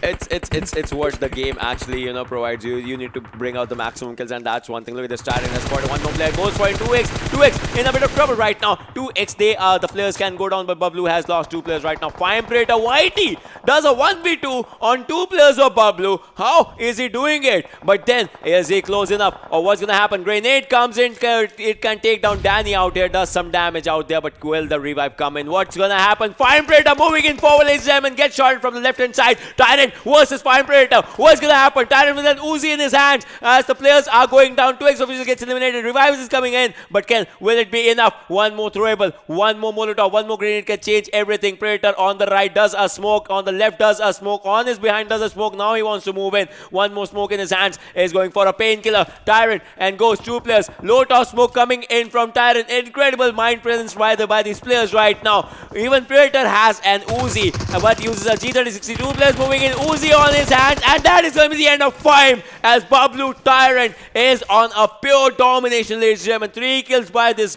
player, but by the game ends, he can just double that number in an instance. Bablu is still sitting at 12 kills in total. Like, they do not want the chicken dinner. They just want to kill as many people as they can before they are taken out. Bablu is still surviving with 2 players in this game. Gaming Hub is there with 4 kills and 4 players. Aqua is there as well, 4 kills and 3 players. They started the game with 3 players, so that is fine for them. F2D Esports, 3 players, 4 kills. And HR is there with just 1 guy. Down to the top 5 teams, and Bablu is leading the charge. And can Aqua get a second chicken dinner for themselves? That is going to be the question on everyone's mind. But it's like that last play by Predator, that was actually pretty ballsy and pretty incredible from the guy. Like, Bablu is one of the best known squads so far, and he charged on them 1 versus 3, took down 1 guy, almost killed the other. Ghost has been finished. 1 player from Bablu remaining. What's gonna happen as players are on the each and every side? Bablu Tyrant, look at this. The grenades are popping, and the grenades are really close to Bablu Tyrant. He cannot go like this. He should not be going like this. Adil, he knows that there is a player, and if you can pressurize Bablu as much as you can, that is going to be the best strategy out here. Bablu Tyrant is still inside the circle. Can he pull up a 1v4 out here is my question. Gaming Hub in a really good scenario out there. We'll have to see what happens out in this scenario, in this situation. But then on the other hand is Bablu Tyrant, a smoke on his back end. How is he gonna play this one? His cards will be his cards, but how is he gonna show his cards? Team HR, 1 single player outside the circle, still outside the circle. Is he going for a heal battle, or is he going to move in? 7 circle, 28 plus minutes into the game, ladies and gentlemen. What is gonna happen? Gaming Hub, Aqua, F2D, 4-3-3 players remaining. Bablu with a solo player. HR outside the circle. Now I think he is just going for a heal battle and trying to make inside the circle. Spots on 1 player, and he is gonna go down by the play zone. Adil, he is gonna focus his attention solely to Team Bablu right now. A player of Bablu, not even the team. The team is not surviving. Team Bablu's player, Tyrant, has 8 first aids ready for each and every scenario. If he wants to go for a heal battle, he can go for a heal battle. If he wants to go for good fights, he can go for a good fight. Aqua Fandy on the other hand gets a grenade on his hand, and that was impressive by this guy, landing all the shots on the head. That was just amazing. But then we'll have to see what happens as F2D is also charging in slowly and steadily. Aqua Hamza is going for a fight right now, but Aqua Fandy has been taken down. Adil goes for it, takes down Aqua Hamza with 1 spray. Oh my god, that was bad. That was bad. Paddy will go down because you should not be blasting the gas can in front of you. That is literally next to you. It takes your HP down to 20 HP. That was a bad decision by Aqua. And with that, Aqua is going to be eliminated. GH, they have a really high probability of taking this game for themselves. All 4 players alive, 7 kills on them for now. Gaming up, all 4. F2D Esports, 3 players in the game. And Bablu is still in the top 3 with 12 kills on them now, but just 1 guy in there. And it is the man, it is the mastermind himself. Tyrant. He's still hiding, still being passive inside the circle. Can he survive? Covers himself with smoke. The players from side of F2D, they are charging in. Talal, he is right next to Tyrant, and if he actually blind fires, he might actually catch him off guard. Tyrant should know. Talal right behind him with the M249 in his hands. This can be so brutal. Bablu, you need to pop. Tyrant, you need to pop more smokes. And inside the smokes, catches him inside the smoke. Bablu is going to be eliminated. As I said, shots coming in can actually catch them off guard, and I think he spotted the feet of Tyrant. Alright, but then what's gonna happen? As you can see, F2D Esports and Gaming Hub, 3 players from one side, 3 players from and 4 players from the other side. One of them needs a revival. Gaming Hub, can it be their comeback gameplay? The gameplay that we just needed out there. What's gonna happen? 47, really close to Adil right now. If Adil just spots him, it's gonna be the end game. He is going for the peak shots out there, but then Molotov's on him. Molotov is on him. Molotov is on him right now, doing the damage out for himself, and that gives the time for 47 to move and charge out, but that's not going to be enough as it's just 1 player remaining, and the chicken dinner comes in. Gaming Hub's hub, and they had an impressive game by themselves. Yeah, they definitely had an amazing performance at this time as well. F2D Esports also put up amazing numbers for themselves, but GH, as I was saying from the beginning, Gaming Hub has been one of the strongest teams, and now they are finally showing us what they are made of. So Vikendi is always a map of surprises. We saw a lot of surprises. We saw a man blast himself with a gas cannon as well, we saw a 1v3, someone try a 1v3 against Bablu.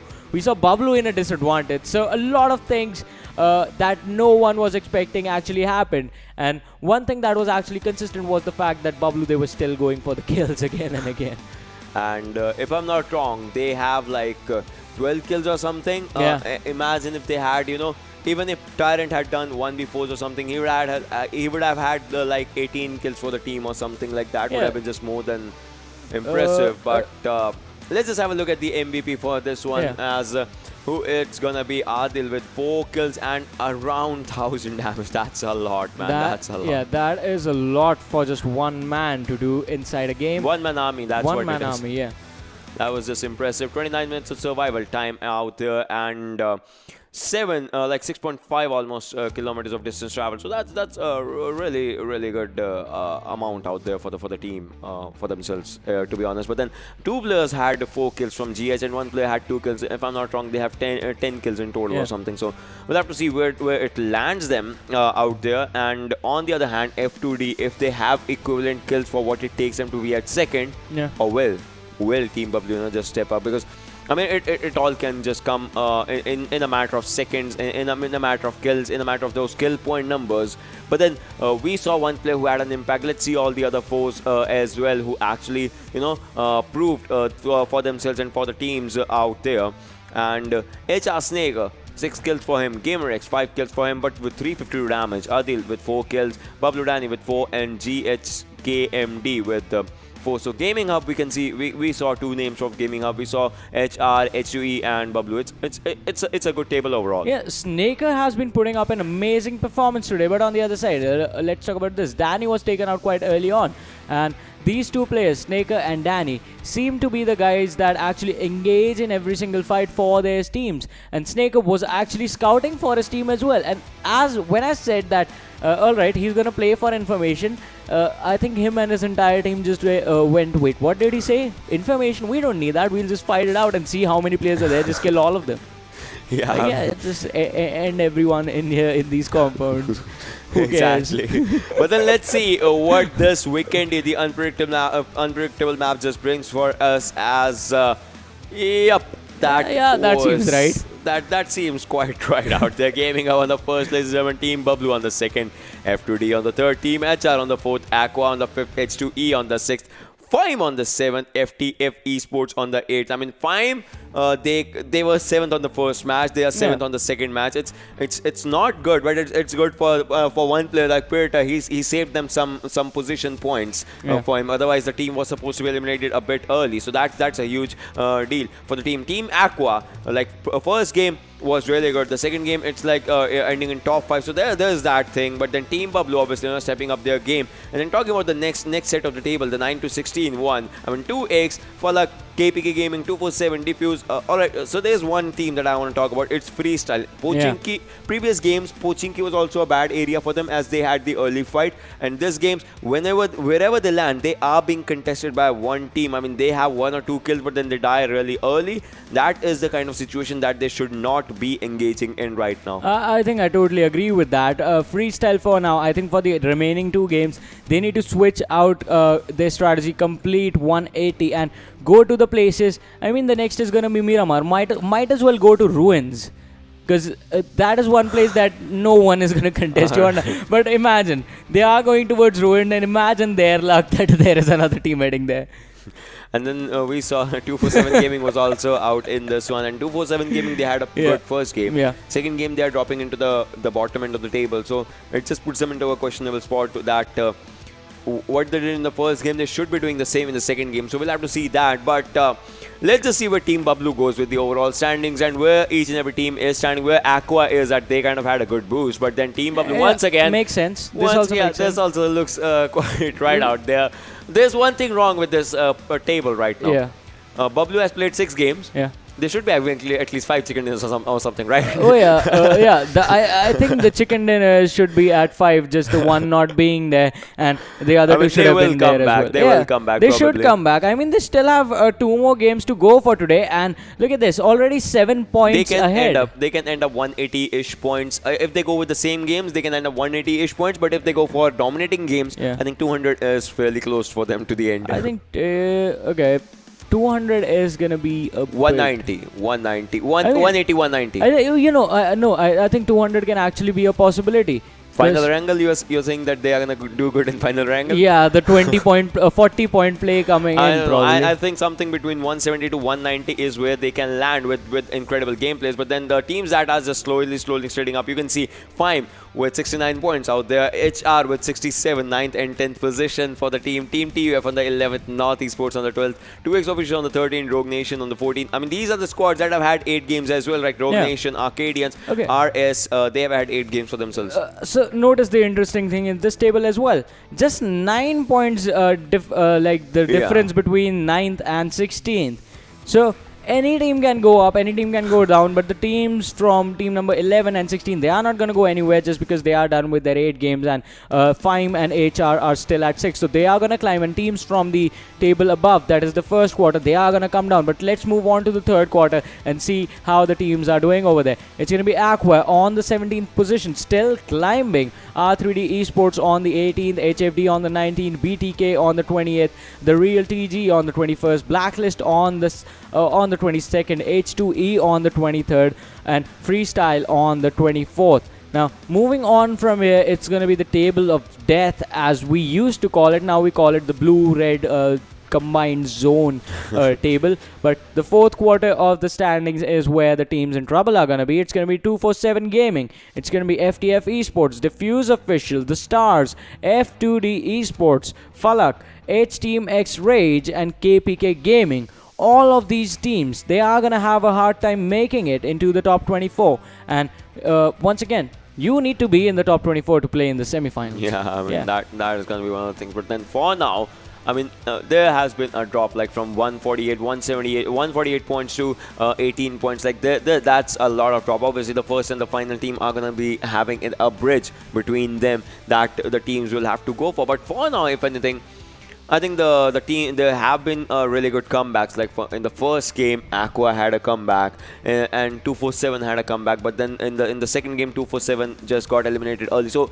those things are happening. That is one thing that is keeping the balance. Like the teams that can do good in one game, they sort of end up struggling up in the next one. The teams that were struggling in one game, they sort of just do incredible. That was good. Incredible in the first one. So that all just survives. But then out there are the players who are making an impact because they are known as kill leaders. We're gonna talk about 10 kill leaders out in this, and these are top 5 on the screen. Bablu Pikachu still out there. He got eliminated early. Yeah. He's still out there. Envy Appshaw, we have seen this guy just doing incredible stuff. So Envy Appshaw is out there. And he's not even playing.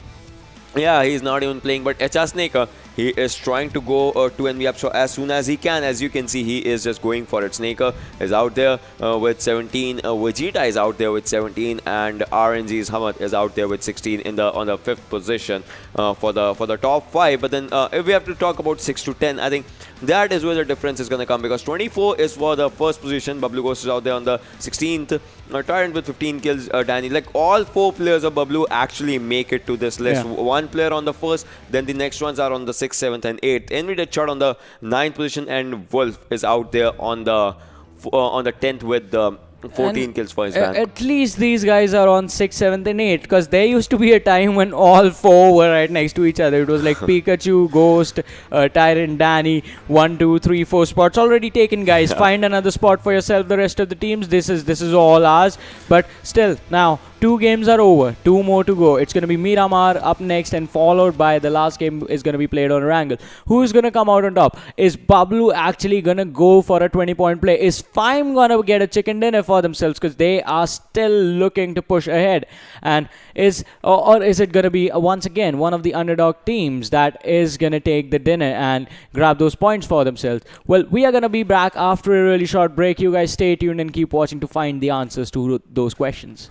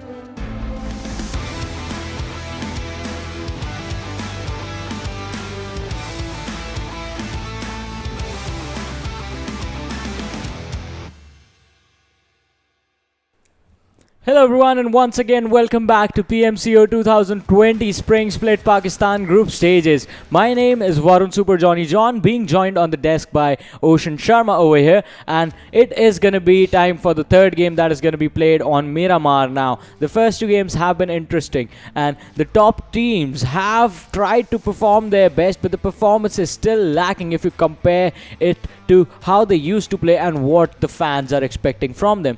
But nonetheless, they are still climbing. They are still climbing. They are still showing the gameplay that they are, if not, famous for. They are known for, if anything, because they just go for it, charging guns. And I mean, there are some teams, there are some setbacks, there are some drawbacks with some teams as well. Some teams are doing really good. Some teams are still lacking behind. Some teams are trying to climb up.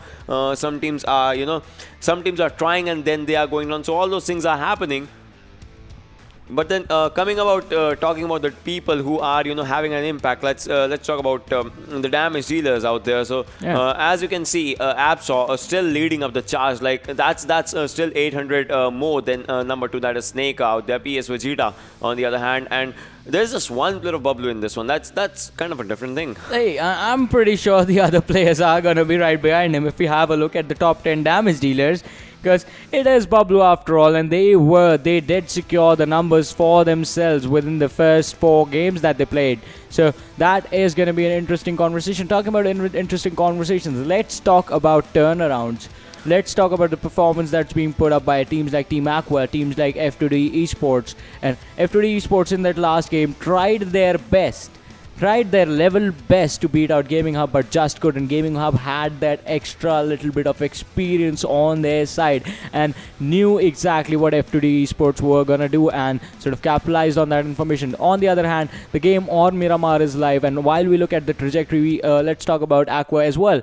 So on the first day, the performance was it was pretty bad, but now it seems like a totally different team and the performance has stepped up. They are showcasing the numbers that are supposed to be put on the tables, and now I think they will just look to secure themselves the spot in the top 24 before we run out of games, because 3 more days are just left, and after today, after the Erangel, that's just going to be 4 more games per team remaining. So you need to make sure that you are getting at least 15, at least I think bare minimum needs to be 12 points per game to actually stay in the top 24 now. Look at that plane just going on out there. That is just an impressive shot as they are capturing the plane. That is more than impressive out there, to be honest. Like the observers are doing an amazing job, but then let's see what players are doing out here. As you can see, FalaQ, they have had the early exit on Puerto Parasio, and then there are teams like Fime. There are, if I'm not wrong, am I seeing 4 teams going to Impala? Yeah. Yep. That is 4 teams going towards the small town of Impala. That is definitely a big number if you compare it to the size of the city they are about to land in.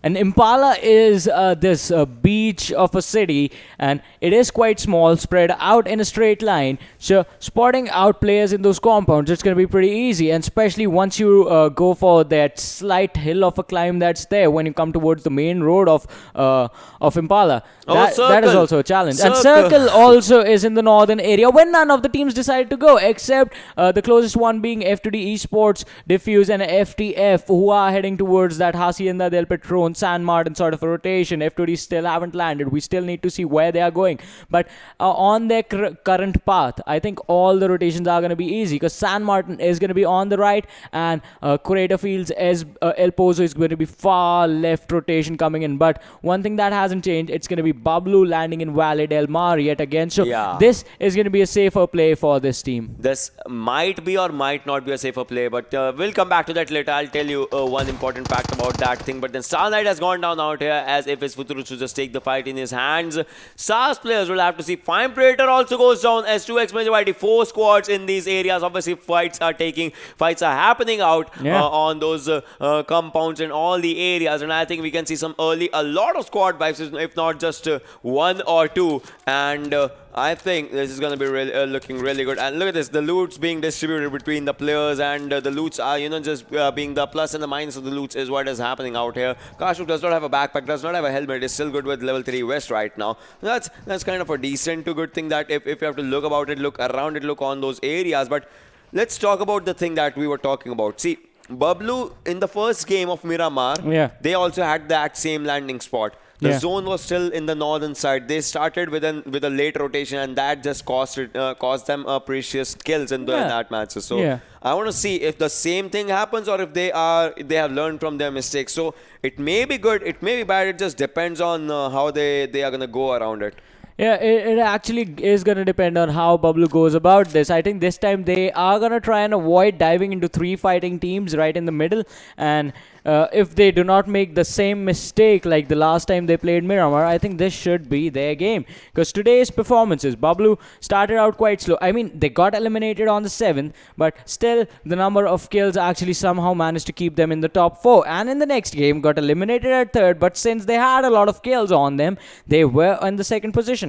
In the standings, that is. But I think the thing that Bablu values, it is going to be that chicken dinners. So their target was 4 chicken dinners in one day. They have lost 2 games. Talking about losing, FS Baba, he's going to charge in on that first floor of that factory. He's going to get 1 knock. Crypto from Star is going to be taken out as their backup comes in for Baba, who was just surviving there with 20 health. And now switching over to the punches just to save the bullets. Another player, Phantom from Star, he's going to be finished off. And Star, they are going to be in trouble as Freestyle are going to capitalize on those kills. And as we were talking about, I think I saw H2E take a knock in the kill feed as well. That's going to spell trouble for them. And it is going to be R3D that they are going up against. Walker already has the Mini 14 in his hand, and getting a Mini 14 before the 5-minute mark, that is just lucky for you, because as we say, RND is in walls, and RND rhymes with grenades. I don't know why I said that for some reason, because it absolutely doesn't. Anubis is going to go for the charge in, tries to go for the flank. Old Boy is the man who has been spotted, and the damage has been done. Drops down to 20% health, but can he survive this one? 4 people charging in towards him. Old Boy goes towards the other side of the house, and his teammate was abandoned, and he was taken out. Old Boy was taken out as well. H2E just surviving with 1 player in this game, as Anubis is gonna go on a domination for himself. I mean, the dominations are happening, and players from H2, they are still kind of safe in their area. Like, not exactly safe. Like, 2 players, they kind of had to just run away from those areas. And on your screen is 247 Gaming, ladies and gentlemen. They are just, just going for the loots that they actually want right now, the crucial loots from this area of El Azhar. But how far can they just rotate? How far they can go for the rotation, as the circle is on the northern side? And with that, I mean, they are in the circle, but for how long? As the circle shifts are going to happen, and when they happen, it's going to be really, really drastic. It's going to be either on the centralized area, or it can go for a hard shift, and those things are going to change each and everything. Meanwhile, Bablu still outside the circle right now. I mean, the blue zone is coming, as you can see the pixels of blue zone from the downward side. But the major thing is, if they make the same mistake, we might lose up a good team once again in the Miramar, and the history might repeat itself. Yeah, history might just repeat itself. One thing that is different, it's going to be Fime who landed on Impala with 4 squads going there, but have actually managed to chase everyone away. HTeamXRange actually abandoned the area quite early on. And as you said, Ocean, Bablu, they need to be careful. They need to start rotating right now. And as they do not, if they do not do that, they are going to be in so much trouble. Right now on our screens, it is the team that we were talking about earlier. It was Aqua, who were trying to spot out the players from HR who are on the other side of the building. So they need to be careful, because one misfired shot is going to actually lead to information being given away to the opponent. And he spots out one. Adnan has been spotted out, has the Mini 14 in his hand. Fatty dishes out some damage. Adnan has been dropped down to around 60% health, but he has enough heals to sustain this fight and take this one for himself. So they are not going to be in so much trouble, but still they need to be careful. A really good flank coming in from one of the players on the players of Aqua. If they actually go in and actually get a charge in on this team, they can get a squad wipe, because Aqua is just there with 3 players. On the other side, HR, they have the man advantage for themselves. Yeah, I mean they have the man advantage, but then we'll have to see. You can have man advantage, but the thing is, the game just changes at an instant. Sometimes Yeah. it all depends upon how your opponents are playing and if they just understand your gameplay and if they just know what your next step is gonna be, because they are looking through your gameplay, like not literally, but still they are just trying to look through your gameplay, like what happens out in those areas, and they just understand the mindset. Of your opponents. But then Aqua, this team is looking really good. Like with 3 players, look at the confidence. They are still just trying to move in the open areas, and also the confidence is at an incredible level with this team. And the first airdrop, ladies and gentlemen, has an M249 for itself. Extended quick draw max snipers, level 3 stuff out there, level 3 backpack as well. All right, if you had been given a chance that you can just carry either a frag or a smoke, only one thing, what smoke. are you gonna? That's an easy one. Smoke. I'm not even gonna argue with that one. But then, all right, coming back to the game out here. All right, yesterday also I asked my other people, the South Asia region, so I'm going to ask this audience as well. If you had to choose just one type of bullet, like 5.56 or 7.62, which type of bullet are you going to pick? Just only one bullet. 5.56 or 7.62. Just keep on commenting. Okay, so what Ocean means to say is, if you are supposed to use just one, if you are asked to use just one type of ammo, not just one bullet. No, not just one bullet. Exactly, you can't. It's not that weird thing going on where you'll just put a blade in between and the bullet will go to 2 directions or something. we're not playing that game. No, never. Oh man. Okay. So yeah, 7.62 versus 5.56. I think I said 7.62 in that one, and you picked the same thing. I picked the same Okay, what thing. about this one? Smokes or frags? What about you? I'm gonna go with frags because I have seen what Aqua did. Like, I want that superpower. One frag, four people going on. Look at this thing. Freestyle, R3D Esports, Team Bablu, Team HR, Team Aqua. 5 teams. 4, make it 4 now as freestyle inside the circle. But 4 teams. You can see the blue marking around their names. That means they are in the blue zone right now. That just means that they are losing the... If they're not losing the players, they're still losing the health while they're trying to make inside the circle. And Team Bablu, once again, the history is repeating itself. Yeah, history repeating itself, and if as freestyle, they are gonna catch R3D off guard. One of the players was taken down in H2E, and as I was saying, it was Futuretsu with that M16 in his hands, is dishing out a lot of damage on the players, and this team, they were in the blue zone, but now they're out of it, and R3D on the other side, they are cornered in the blue zone, because if they move an inch, the players from freestyle are just gonna dish out the damage on them. So now they are hiding, they are using those heals, and the heals are being pulled out by this team, which is going to be an amazing thing, because now for the future fights, R3D, they are just gonna be fighting with the health they have. They can't recover later on. FS, they are forced to rotate themselves as the blue zone. The next blue zone starts to move, and we still have to see if Bablu, they are gonna be able to make it or not. And yes, they actually do. As I say that, just one player in the blue zone who's gonna be in the vehicle. He's gonna come in at any given second now, and Bablu, they are gonna be safe, not taking that much damage, but that is still damage is just damage. So in the future fights, they are literally not gonna be fighting with 100% health. Yeah, I mean, that's going to be like one of the things out there. But then, see, now Team Bablu gets to make it inside the circle. Yeah. R3D was also outside the circle. So there were some teams that were outside the circle. And this team is one team that we have many expectations from. Gaming Hub. Like, Gaming Hub has had a really good runs with them, and they've had kind of bad and decent runs as well. But Gaming Hub is also a fan favorite team out there. 247 has also done a really commendable job in the first game as well. R3D, you can see the players just going outside, being taken down by the circle out there. And second airdrop, this is a perfect combination of a gun and a scope if you can get through an airdrop. This happens once in a lifetime or something. I don't know. AWM within 8 times. And look at this, the players out here from GH, from Gaming Hub Merge, just trying to spot some players and pop some heads, but right now just failing. Give this guy the AWM already, like, because he is trying to get the results out of a bolt action, and if he does, I think that will be like the farthest shot that we have ever seen, just hitting an opponent or something. Oh, yeah. That is definitely going to be one of the coolest shots, and could probably make the highlight reel, but Emerge did not actually manage to connect. The distance was way too much, and the opponent was moving way too fast for him to actually land it.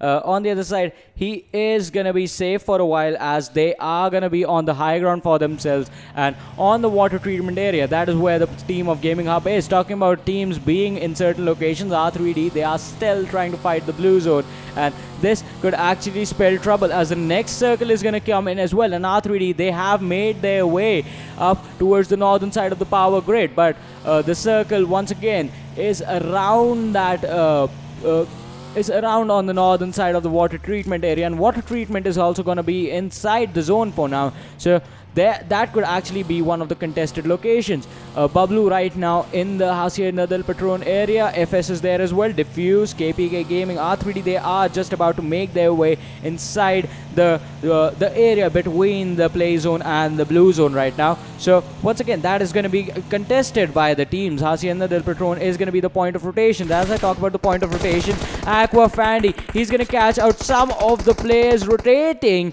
and the shots were being fired on Team HR, but the players actually managed to get away somehow.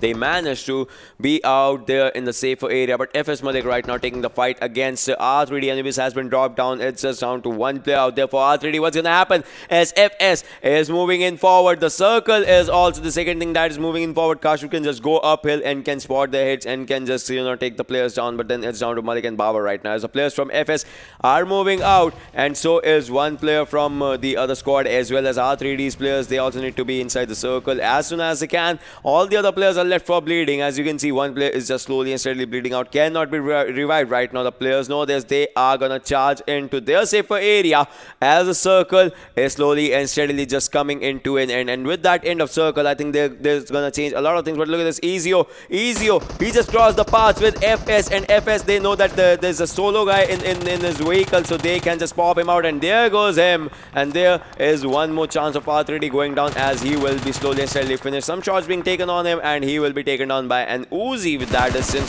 That was not a lot, but still it works if it works. And HR trying to also take down one player. So R3D is just slowly and slowly just going out of the equation. Yeah, they are in a lot of trouble. Two players being taken out in really bad situations, but still we are sitting at 16 teams alive in this game. 15-minute mark is about to be hit. The blue zone is coming in at any given moment. The fourth play zone is going to come in our vision. On the other side, DFUZe with the high ground, HR with the low ground, but the compounds on their side for the cover. Are they going to go for this one? As Snaker has taken a lot of damage. Talking about taking damage, the gun that helps you dish out damage, it's going to be the M249 coming down in the airdrop with the level 3 armor, the helmet, and the med kit, which can actually help you heal up. Ronnie from DFUZe, he's going to use the M16 to blow out the tires on that buggy, just because he does not want the players from HR to actually get away. Rotations being cut out already, and HR, they are going to be cornered in a little bit as DFUZe is going to engage in this fight. But look at this. Colossi from R3D is going to use this chaos to his advantage and is going to run away, just trying to avoid any sort of contact, any sort of information being exchanged between him and the players from DFUZe. But Insane is there, and if Insane can actually cut off Colossi's rotation and catch him off guard, take him out in an instant, he's just covering his back. So DFUZe are basically right now fighting 3 versus 4. Yeah, I mean, they are actually fighting 3 versus 4 right now. So that's going to be one of the things that can change everything. But R3D, you see, they don't know the exact number of players that are right in front of them. If they know, then they'll just, go and charge in. But on the other hand, Fime on your screen, ladies and gentlemen, you can see, and Bablu is also taking some fights against 2x. So this is the shades of the previous game where Bablu and 2x, they had one-on-one trade and fights out in their areas, and FalaQ Wizard just goes down by the play zone. That's going to end one more team. Bablu goes, look at him, moving in forward, just charging in, going for a squad vibe if they can go for it. Ghost is going out. The level 3 helmet, level 3 West takes down one as well. Now it is just one final player. Virus, will he be spotted? The car has been blown. They kind of know that there's a player out there, but Ghost goes down. This is looking bad for Bablu as well, because this should not be happening. This is the shades of the previous game. Bablu Pikachu goes for a grenade, takes down Virus on a low health. One more throw coming in on Virus right now. They know that the player should be inside the smoke. They have that advantage for themselves. But now 2x also knows that there is a player known as, there's a team known as Bablu out there, so he needs to be careful with each and every single step that he should be taking. Sneak goes out, and and Sneak goes down as the fights are happening, but M249 comes into the equation by Fine Flicker as he takes down one player. Bablu Pikachu taking the fights on both the directions. This guy is gonna be catastrophic when the damage comes in as HR is going down right now. Bablu Danny takes down one player from HR, and Molotovs are coming in. Look at this, and Adnan has taken a lot of damage on himself, and Bablu, they are moving in forward. One direction they're taking one fight on, but on the other direction you can see Pikachu, he'll have to give the cover, the adequate cover that he can give right now. The players are moving. Ghost is out there. Can he spot the player? Will the first squad eliminated out here? I think so. Yes, the first squad gets out, and they are managing to save one of their players that would have gone down, but still they are managing. The revives will be coming in and out here. Fime Flicker, he is gonna be doing the damage. He's gonna be out there eliminating one more squad, and I think I would love to see Bablu versus Fime happening in Miramar. Yeah, I think everyone is gonna love to see that, but Bablu, once again, Tyrant has been left all alone. And what I was about to say was, Bablu, they fought 3 squads at the same time. FS is there as well on the north ground, and they still managed to eliminate one of the squads that were late to the party. And taking advantage of that situation, Fime is just gonna get an elimination for themselves. His Predator is gonna go for the finish on one of the guys. Tyrant left all alone. He needs to regroup with his teammates, otherwise he's gonna be in trouble. He has the high ground. FS is there as well, and there was one of the players from the side of 2x still remaining. So now is gonna be the time to be careful. 2 teams have been eliminated. One of them was HR, the other one was R3D, and now Tyrant hiding behind the car. They turn their attention. Look at this. Look at what Bablu is doing. They know there are 2 squads right next to them. Still, they are trying to turn their attention towards the side of KPK Gaming. And this is actually smart. Because as we talk about this, high grounds, they give you information. But they are quite open. They are quite exposed. If you are spotted out on a slope, you can be taken out. And Bablu actually clearing out their backs, making sure that there is no one who's going to come in. If anyone is there, kill them first and then go for the fights in the front, unless the teams are charging in, which is not going to happen. That is an advantage. Blaze is going to charge in on that car, takes a lot of damage, drops down to around 80% health.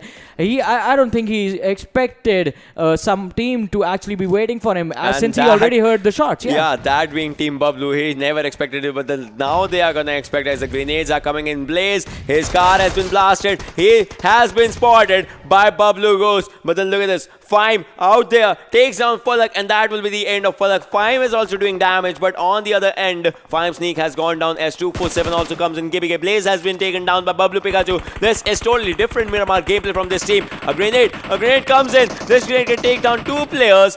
If it just is actually right. Fime Flicker is also around. 247 versus Fime is happening. And Fime is actually taking a lot of shots, as we have seen 2 or 3 players going down. 247 Gaming goes down by the play zone. Players of 247 are going down by the play zone. That's a miracle for Team Fime right now. They can be safe out there, but no. Team Fime gets eliminated as well. And as we talk about teams being eliminated, I think KPK Gaming, they were being third-party. Bablu Danny is going to drop down, defuse his player, and Tyrant is go on FS. And Danny defuse, Tyrant on FS. They are fighting 2 squads at the same time. Tyrant, he has a lone conquer. He has 1 man alone cornering an entire squad. 2 players, they are in the corner. Another knock coming in from the side of Tyrant. He needs to be careful. The other player, Futretsu, is quite low. But Tyrant, look at this man's confidence. Goes for the finish in front of his teammate. Futretsu was left with no option but to fall back. But now the other players come charging in. Tyrant is going to be taken down. And could this be the return of Bablu? Tyrant, no. The finish coming in. Ghost, he's going to fall back. But now they have to be careful. This is going to be the fight to control this mountain, to control the peak of this mountains, and all the rotations are gonna happen from here. And at Bablu, they actually make this happen. This could be their game. KPK Gaming is right behind them, so Danny, Pikachu and Ghost are still gonna worry about them. But Ghost, on the other hand, he is gonna go, I think, for the vengeance of his teammates, as Danny goes for the flank on the other side, and KPK Gaming is still gonna be the team that they focus on. FS has been ignored for the while. Over there, against FS, Tyrant did get 1 kill, but he did lose his life in the process. And Bablu, now the aggression needs to slow down. You can't be as aggressive as before, because this is going to be a 3-man play coming in from this team, and you can't afford to lose more players. Down to the top 8 teams. And who is going to take the chicken dinner, as Aqua Hamza is going to get a kill on GH. They are in a bad situation, still fighting the blue zone. And Knight is there. His health is quite low. Does not have have that many heals, has 3 first aid, 8 bandages, still fighting with a level 1 backpack. So he is going to be lacking the space to for important stuff on him. Yeah, that is totally true, but he does not lack one thing, and that is some impressive gameplay. The strategies, the scenarios that he has pulled in the first game as well, in the previous games as well. Bablu goes down as FS Baba takes up a fight. What's going to happen on the Bablu side? Bablu Pikachu also goes down as FS Malik actually goes for a fight down to just one player. That's going to be Bablu Danny. The revival is coming in, and FS Baba has been taken on. Malik is the lone survivor. If he rotates a lot from the left direction, 2x is going to catch him, and that is going to be the end of FS on alone, but FS Baba has been taken on. This is one impressive thing about Bablu. They take their kills first, and after that they go for the fights. Bablu Pikachu, smoke should be out there. Yes, a smoke is coming in now. Really good strategy by the team right now. They should be smoking in, then they should be going out. And FS Malik, look at him. He has been spotted on the other direction by 2x Virus, but Virus actually goes on, and it's down to Alien right now. Will Alien go for it? Virus has been finished. FS Malik, 50% HP. KPK Blaze has been spotted. Goes with that mini 14, goes for some tap shot, but misses all of them right now as KPK is in the cover right now, but not anymore as Blaze goes down, and the finish is gonna come in. Bablu Ghost gets the kill. Bablu Ghost is in the domination. Obviously the guy will be in the domination right now, and the airdrop was on the screen, ladies and gentlemen. We'll have to see what happens, what will be in that airdrop, as it will be really good for level 3 helmet invest, and if there's an M249 or something like AUG or Groza, it's gonna be catastrophic. Freestyle goes down as obviously it's Bablu out there. They're gonna take players. 5 teams remaining, 13 players alive, ladies and gentlemen, and this is a 6th circle going in slowly and steadily. 23 minutes and 45 seconds into the game. Team Bablu with 3 players, Aqua with 3, F2D with 3, DFUZeOfficials with 2, and Gaming Hub, 1 player needs a revival and 1 is still standing tall. Yeah, who is going to take this one, as Aqua Fandy is going to be taken out by the Car 98 from the side of F2D Esports. Can they actually eliminate this team? Aqua, they have been on a tear through since the first 2 games, but this is going to be important for them as well, as Diffuse is coming in from behind of the side of the other mount, on the other side of the mountain, and they can actually get a flank on everyone else. But the downside is Diffuse is there with just 2 players, and this is going to be at max a 2 versus 3 situation, even if they survive till the final fights, unless the other team loses all their players and it's just one guy surviving, the probability of which is quite low. But Bablu Danny is going to get F2D Mafia, and that is just going to put the squad of F2D in trouble. And look at this interesting play from the side of Bablu. They are moving in along with the blue zone, and that is just because they do not want to worry about their backs. They just want to fight in their fronts, using the bush as cover. The Molotov was thrown, is going to throw out a couple of players, but the damage was just not there. Pikachu loses like 5 health from that Molotov. The revive did come in on the player of the side of F2D, but how long can they survive? They are being cornered from both directions, and Aqua Hamza is going to retaliate. You drop a Car 98 shot on one of my players, knock him down. I'm going to take your players down while you're distracted. But Talal from F2D Esports knocks down Hamza with that M4 spray kicking in. Wow. Impressive. Bablu Pikachu also knocks down 1 player. Now all they need to do is just move in forward. Talal is taking the fights in his hands, but then that is an open area that he is going through. That can actually be really bad for him. He'll be taken down. Mafia will be taken down from the other side as Mafia goes down, but Bablu goes. Bablu, when the fight is theirs, the fight is theirs. One more shot, but no, the reload kicks in on 22 bullets, but then Pikachu will do the job out there. Bablu versus Aqua. What's going to happen as they have dropped down 2 players? Ghost has been taken down as Diffuse Sahir is coming out there on the right hand side. Will he know the location out there? And there's going to be the end of Aqua, if I'm not wrong. Yes, 3 teams remaining, ladies and gentlemen. Can Bablu get the chicken dinner? 2 players surviving from Team Bablu. 2 versus 1. F2D Esports is out there. DFUZeOfficials is out there with the players in their hands. But which team is going to take the chicken dinner? 4 kills for Pikachu himself. 17 kills for Bablu. This is the game that they are known for. Can they steal this kill? Can they make it to 20? They have 3 kills in their hands. If they can make it to 20 kill gameplay, or will it be a 19 or 18 kill gameplay? That is my question. Bablu's 1 player still surviving with so low health right now. Will it be their game? We will have to see. DFUZeOfficial, 1 player has been taken down, but look at this. Nani's moving in forward with just 10 HP. What's gonna happen? He has no heals. He's moving in forward. 18 bullets in his Uzi right now. Sahir is down to 40 HP. Can he go for it? And yes, he's going for it, but Dani will be taken down. On the other hand, AKM comes in Pikachu's hand, takes down the player. Yes, no! What? No, that cannot happen out there. The game just ends as F2D gets the kill. What? No! Bablu, they have so many kills. They are still gonna be on the top of the on the standings, I think. What just happened? They lost the chicken dinner, but that is not gonna happen. That is not gonna matter in terms of the standings, but that is gonna matter in terms of the point. They lost extra points that could have been theirs, and the sad part is it wasn't even their fault. Danny was out of heals at that point. Oh man, this game has been insane so far. Like the stuff that has been going on, the third parties coming in on all these teams. I for one had goosebumps on me at that one moment when It was like Oprah was handing out third parties in this game. You get a third party, you get third partied, you get third partied, everyone gets third partied.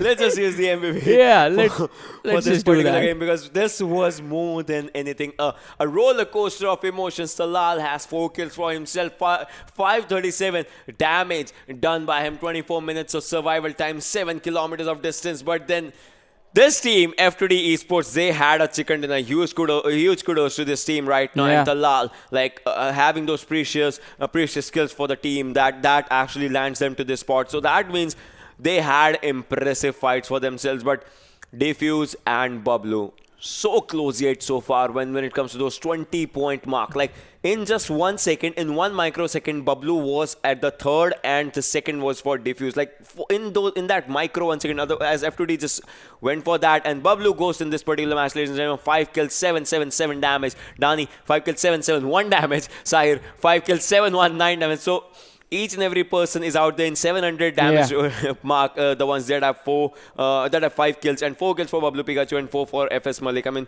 incredible gameplay. This is what PUBG Mobile, this is what every fan would like to see, these kinds of gameplays. Okay, but in that that second last fight between Bablu and DFUZ, Danny once again charged in. He knew he did not have any heals. He knew he had to pull the shots from the enemies, and he did that job. The one player was knocked down by the time Pikachu got there, and it was a 1 versus 1 situation.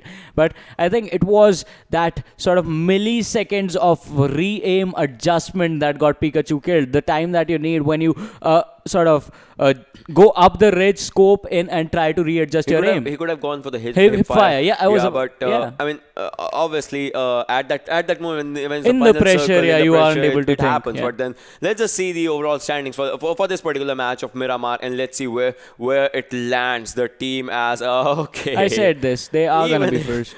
Even if, all right, this was the first time that a third team has gone to the first But position. imagine this. They have 10 placement points, 17 kills. Imagine 20. Imagine 14. Like 14 would be a 34-point play. And 31. 31-point play. Yeah. Where's the maths? Wait, what did I just say? You said 34. Oh, yeah. 31-point play. You say no. Okay, yeah. No. You say no. All right. So Team Bablu is out there on the first position with 10 Insanity placement everywhere. points. Yeah. No. All right. So on the second position is F2D Esports with chicken dinner and 25 points. DFUZ is out there on the third. No. Freestyle is out there on the fourth. Gaming Up on the fifth. Team Aqua. This team is climbing out there, and 247 on the 8th, and KPK Gaming. So there's one thing. Yeah. Team Fime is not in the top 8 this time. They got eliminated on 12th or 13th. That is one thing for the team. But on the other hand, Fime, they were getting a lot of knocks for themselves, and just managing to secure 3 kills this time around. 4 points coming in for the side of Fime. HTeamXRange, they are 9th, Fime is 10th, R3D Esports 11th, Team H2E 12th, FalaQ is going to be 13th, HR on the 14th, the Stars on the 15th, and FTF Esports on the 16th position. So the standings are quite interesting, wherein teams just being eliminated a little bit later on, like 1 position later on, would have changed the points massively. It would have made a massive difference for them. Yeah. I mean, you saw, right? Like 27 to 31 to 34, 37 points. Yeah, they had 17 kills. Yeah. I mean, see, it would have mattered a lot for the teams at that moment. But then from the third position, if they still manage to come to the first position, that's a lot of that's an impressive jump for the team right now. But we will have to see, like, if they can pull off the same in an Erangel match of the final match. But then not the same. I mean, we would like to see them having a chicken dinner for themselves or something. And another impressive thing, I've never seen a squad split up, try to fight 4 squads at the same time. I've never seen that happen. I mean, yeah, that is true. Like, Titan was taking fight in the other day. Yeah. And then they were taking fight from FS as well on the other side. So that was just more. And KPK as well. FS, H2E, HR, and KPK. They fought 4 at once. Like, what is happening? Like, let's look at the overall standings.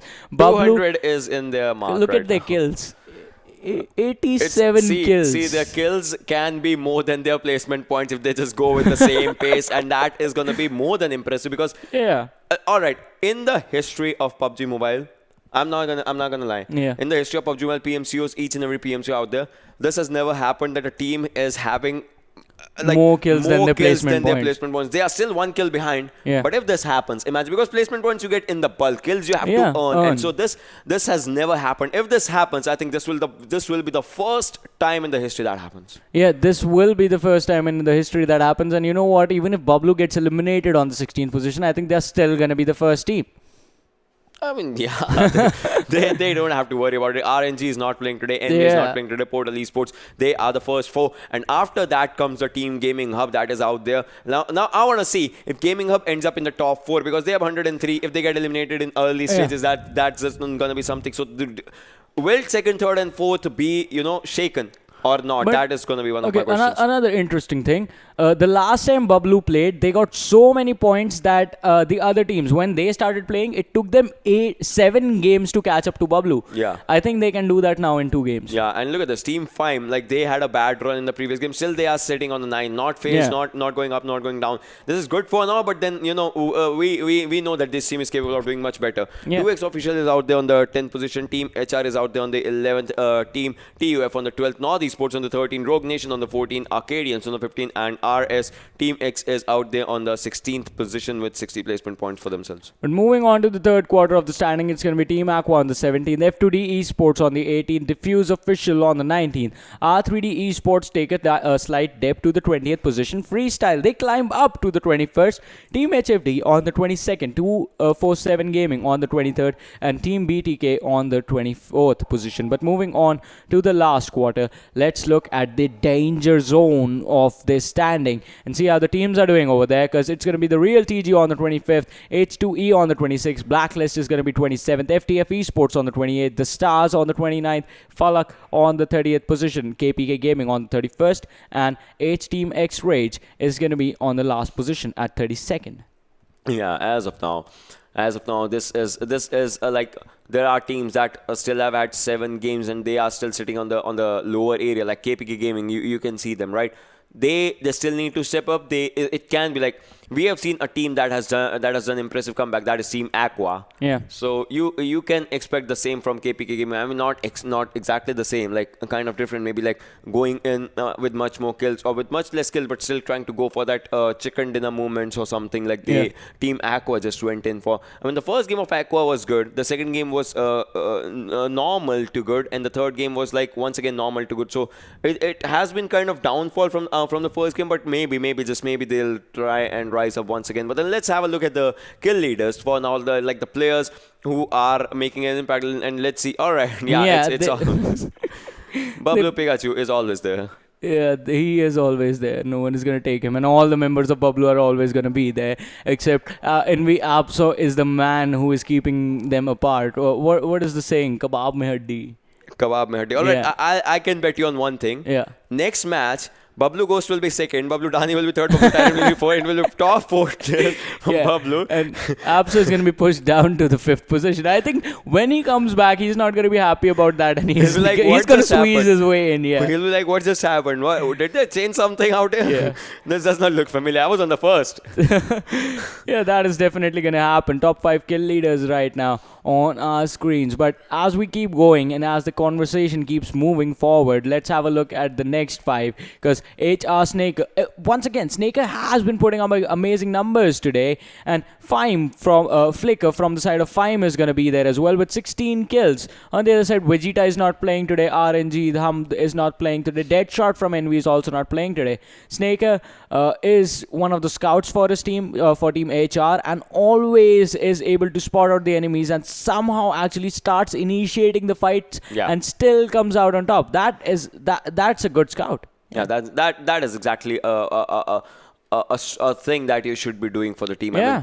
I mean, see, each and every player has their roles and all, and if you're planning on to work on their roles, like Bablu, you can easily get those wins and all those things. So these have been 3 games, but I'll be like, much more excited about the final game. Like, will or will not Bablu get a chicken, or will Fine just come up? Will it be Fine versus Bablu in the final circle? I don't know. What is going to happen? Stay tuned to find out after we come back from a short break. You guys keep watching.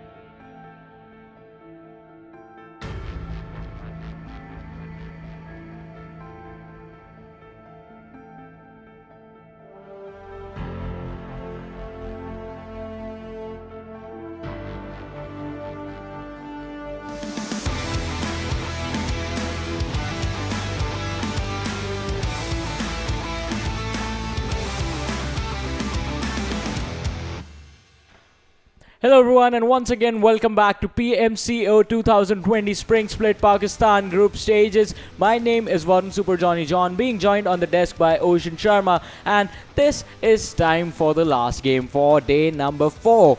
And it is going to be played on Erangel once again. And we are still with full energy because the Pakistan's group stages. This is like one of the best stages. Like so many table turns have happened, so many teams have gone up, so many teams have gone down, and this is like an impressive gameplay that we just witness each and every game. Some games are for comeback, some games are for different thing. But I think we'll be in the plane as we'll be talking because the fights are supposed to happen. Will Aqua come back as they did in the first Erangel? As you can see, a straight plane trajectory. Like trajectories are always straight, but a straight line. What am I saying? Okay, from starboard to military base, that is where the plane path is going on. From farm, school, roads, okay, Asnaya, Puliana, Pochinki, military base. If you guys gonna wanna go there, you can. But then the major factor is where will the circle take you till the final zone? Which teams are gonna survive? That is gonna be something. FTF is going for a drop, and FS Kashi has his own plane on the other side. As we were casting the South Asia stage as well, this used to happen as in one player would have his is Mr. Hughes, who had his own personal plane that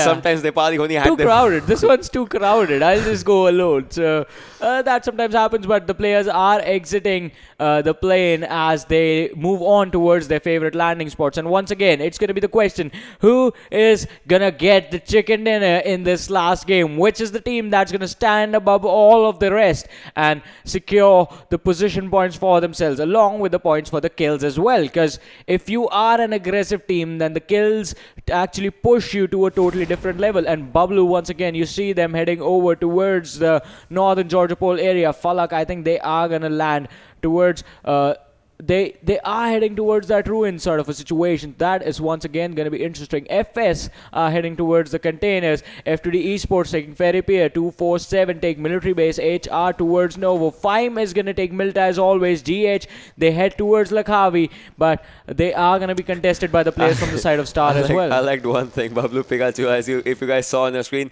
he just landed. He just sat back on the buggy, and he was just waiting for his player to land right in front of him, and he was just sitting out there. That was just something really different out there. Dedicated rules. Exactly, that is one thing that just comes. And look at this, what happens with Rutsu. Yeah, they were out there in the same vehicle, and this time I think the first vehicle not coming in for a team. I'm tired. They don't need guns this time. It's just incredible out there.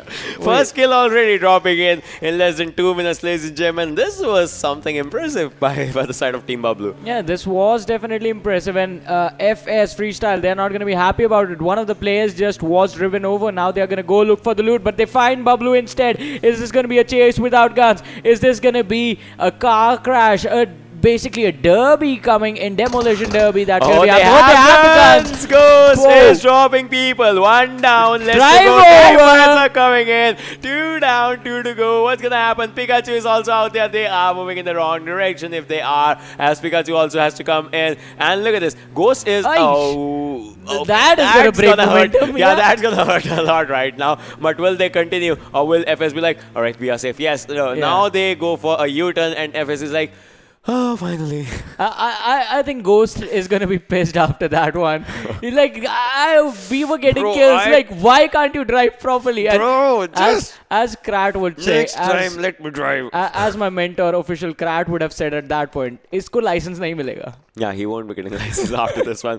But then, I mean, they'll be like, one of them will be like, bro, why did you do that? The next one will be like, don't worry, we'll see them once again. Yeah. we'll have those kills. Why are you worried about it? That's one thing. For the respect on the screen, ladies and gentlemen, and they are looting the Water City area. This is a really versatile and a really good area to loot. Like, this is one of the most underrated areas out there, alongside Query as well. Like, Query is not a good area for looting initial loots, but Query is a really good area for fights if you have a higher ground advantage. I made a video about that. Do check it out. And KPK Gaming on the screen, ladies and gentlemen, you guys can see on your screen, like, this area of Georgia Pole, obviously a really good area. Blaze has had some damage for some reason, but then we'll have to see what happens. Fime's squad in the Milta area. They are also starting their loot, but the major factor that with this team is the movements. That is where they kind of, lose the game.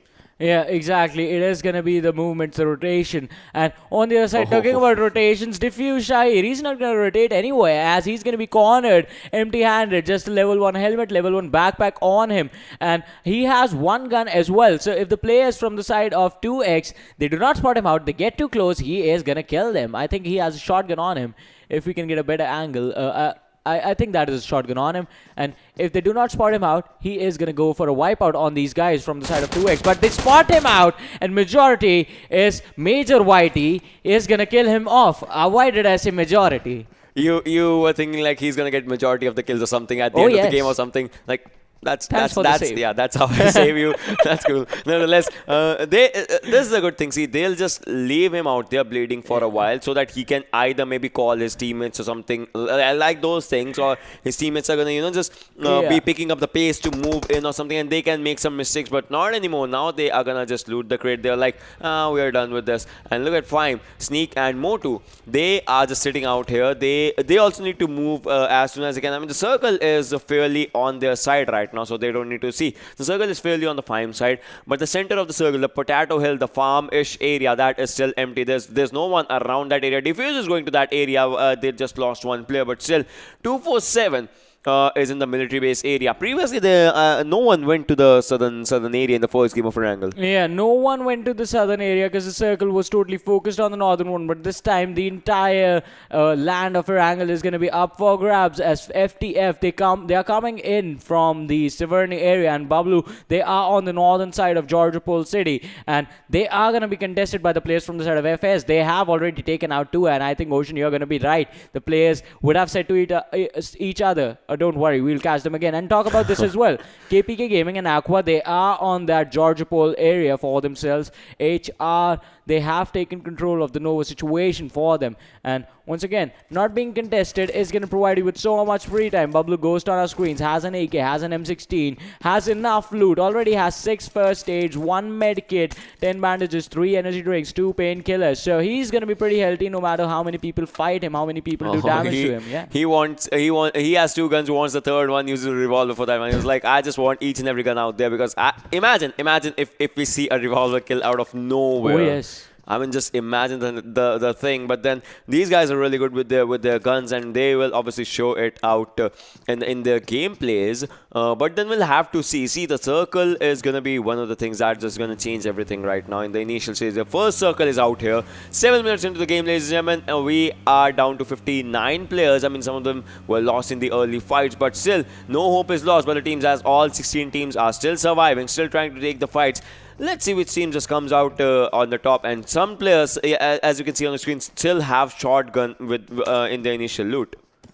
Yeah, and I think by this time, you need to be trading out the shotguns for those assault rifles, or at least get SMGs for yourself. Because shotguns in this late stages are not going to work out for you. People are going to be coming with DMRs, assault rifles, a lot of ARs, and you need to be careful about that. But H2 Esports, I think they are going to not be careful. They are just going to be happy about the fact that the entire Pochinki city is going to be theirs uncontested. And now the teams are going to start pouring in. Once again, the circle, the play zone has been centered around Pochinki. Ruins, Rozhok, Gatka, the military base, Milta, all in there. And the teams from the northern parts, they are going to have to rotate in towards these play zones and these locations to get some cover for themselves. Because other than that, it's just open roads and open lands, open fields all around. On the other side, the airdrop coming in with the Groza, with the extended mag, with the level 3 armor, the level 3 helmet, and the level 3 backpack as well. So a good drop coming in, and rotations about the team. So look at this. Bablu in the blue zone. FTF, 1 player in this blue zone. Aqua in a couple of seconds will be in the blue zone. And FS, they are so scared of Bablu and all the teams now that only 2 of them are remaining, that they are just going to run around in the blue zone and try and make their way in towards the play zone, which can actually be risky. Because if there is a team that decide to gatekeep, you are going to be taken out in just a matter of seconds. And Bablu once again going in for the late rotation this time around, because the last time they played on Erangel, the first game for the day, they went in for an early one and ended up losing a couple of players from themselves, wherein they just charged in on an entire team, did not care about anything. Exactly, and R3D on your screen, ladies and gentlemen, they are trying to take the fight with FalaQ right now in the school. You see, school area is a really good area, but look at this. Players from the side of FalaQ are coming in from the outer direction as well, and one of the players is going to take a lot of damage, as you can see. He wants to make it to safety. Wizard is out there, but still respect out there. Obviously, just finishing him in the hint of seconds as they spot him, and the grenades are going in and popping out as well. If the grenade comes in really close to him, that's going to be the end game for him as of now. But then look at this. Fuglet's health is so low right now, and Ezio is going for a flank right now. He is just being Assassin's Creed out there. What's gonna happen? We will have to see. Clone is on the upward area. Wizard is on the upward area. Grenade comes in near Walker. His health has been taken down to a low health right now. Yeah, but FalaQ, I think the disadvantage came in the fact that they were split up. They went for a 2-2 split. 2 players in the school, 2 players in the school apartments. And in that situation, a team coming in from the southern side can actually engage in on them. That is exactly what's happened. Because had there been 4 players, it is really hard to contest people inside schools. It is a big area. It is a big building. Yeah, there are a lot of windows, but shooting when people are moving through those small windows is quite tricky. And now Clone, Wizard, all isolated on different floors. They need to regroup. They need to get together to take this fight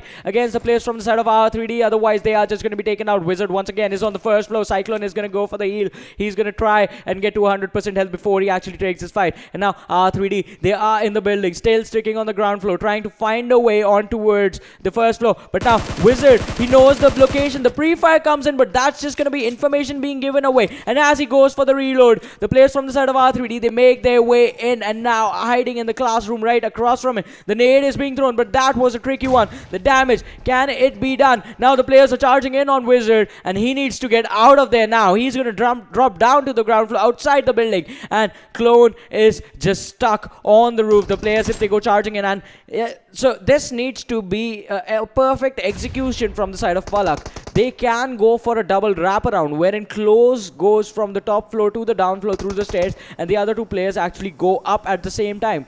They can choke the players from the side of R3D, but that, as I said, it has to be a perfect execution, because a single mistake is actually going to result in Clone being taken out, and then R3D, they are just going to take control and then wipe out the other 2 players from the side of FalaQ. Yeah, 2xvirus also took the fight. And look at this. Joker, he is spotting the players out there from FalaQ's side, and he has a Thompson right now. Can his Thompson do the damage, or will he have to pop out the shotgun that he has? I mean, 2 really different guns out with him for the second circle fight. And 2x is taking a fight against Sa, and I think Sa is going to be in a bad situation. Freestyle is outside the circle with just 1 player remaining. One of them is down right now, and 1 player can go down. Yes, Thompson is put to work, and it's good to work right now. What's going to happen as the other team right out there, FalaQ is gonna be in a bad situation. 1 player remaining from this squad. Can he just clutch it out, or is it going to be the end game for him as he's trying to go away? And the Stars actually make out their exit as Star, Crypto, and Phantom and Knight fall short of in the fight right now. FalaQ Clone taking the top TPP. He knows that the players are there. He has information. He knows that he should not be taking up a fight. The shots are on him. Walker is moving forward. Enough said. That is the end of FalaQ out in this game. Once again, the very common mistake being made of giving your opponents isolated fights while all of them are regrouped. Isolated fights are easier to deal with if you are trying to go for a team fight, then go for a team fight. 1-1 situations, 1v3 situations, that's what you're providing to R3D. That is going to cost FalaQ the early exit in this game.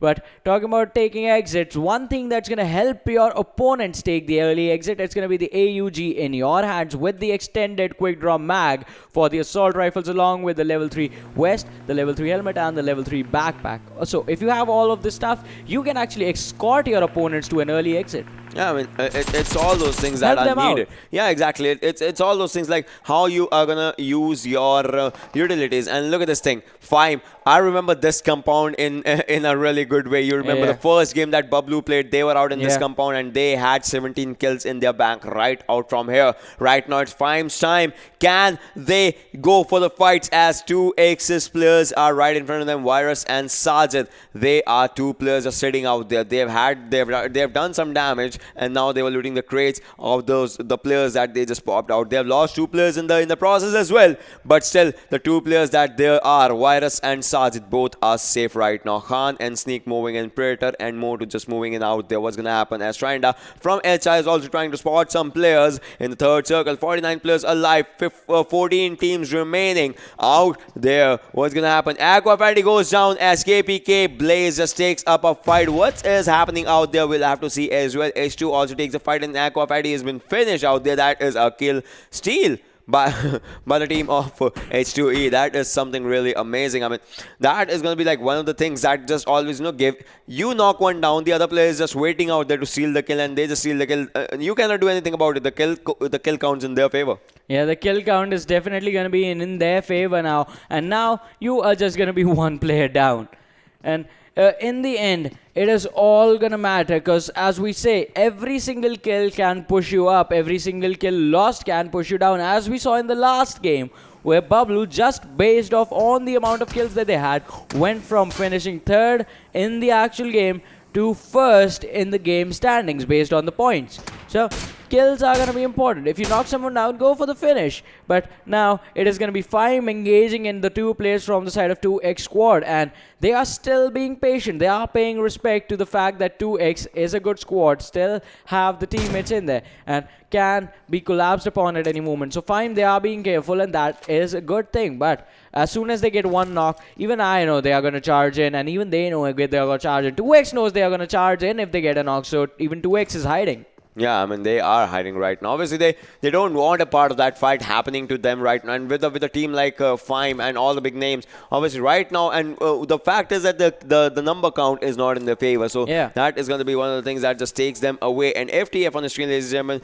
as Charlie would like to move in forward. As forward as they can. They are at the edge of the circle. 4th circle, 30 seconds more. What will happen after that? R3D's Joker has spotted them, and they are trying to spray, but then all the shots will be missed as nobody's going to be there. They have exited the area right now, but R3D, they can, if they focus their attention on the other direction, they can spot some players out there as well. 440 meters is where they have to go to the circle. H2E failure goes down by his own vehicle. That's going to be something, and FTF Lala has been spotted out there as well as 2X takes the fight, and Fime Khan has been taken down. Fime is being contested. Predator White is on the other side, cannot do anything about it, and all the 3 players were on the other sides as well. That is a turn of events out there as Fime loses one of their players, and R3D is looking really good. Bablu, on the other hand, making an appearance on the screen right now, has just 3 kills, but we have seen them go from 3 to 13 in just like 0 to 10 seconds or something. They had 2. They killed someone at this moment, I think. Yeah. And now they turn their attention towards the side of Fime. Oh, this is something that people are gonna like. Fime versus Bablu. Oh yes. Is it gonna happen? Is it gonna happen?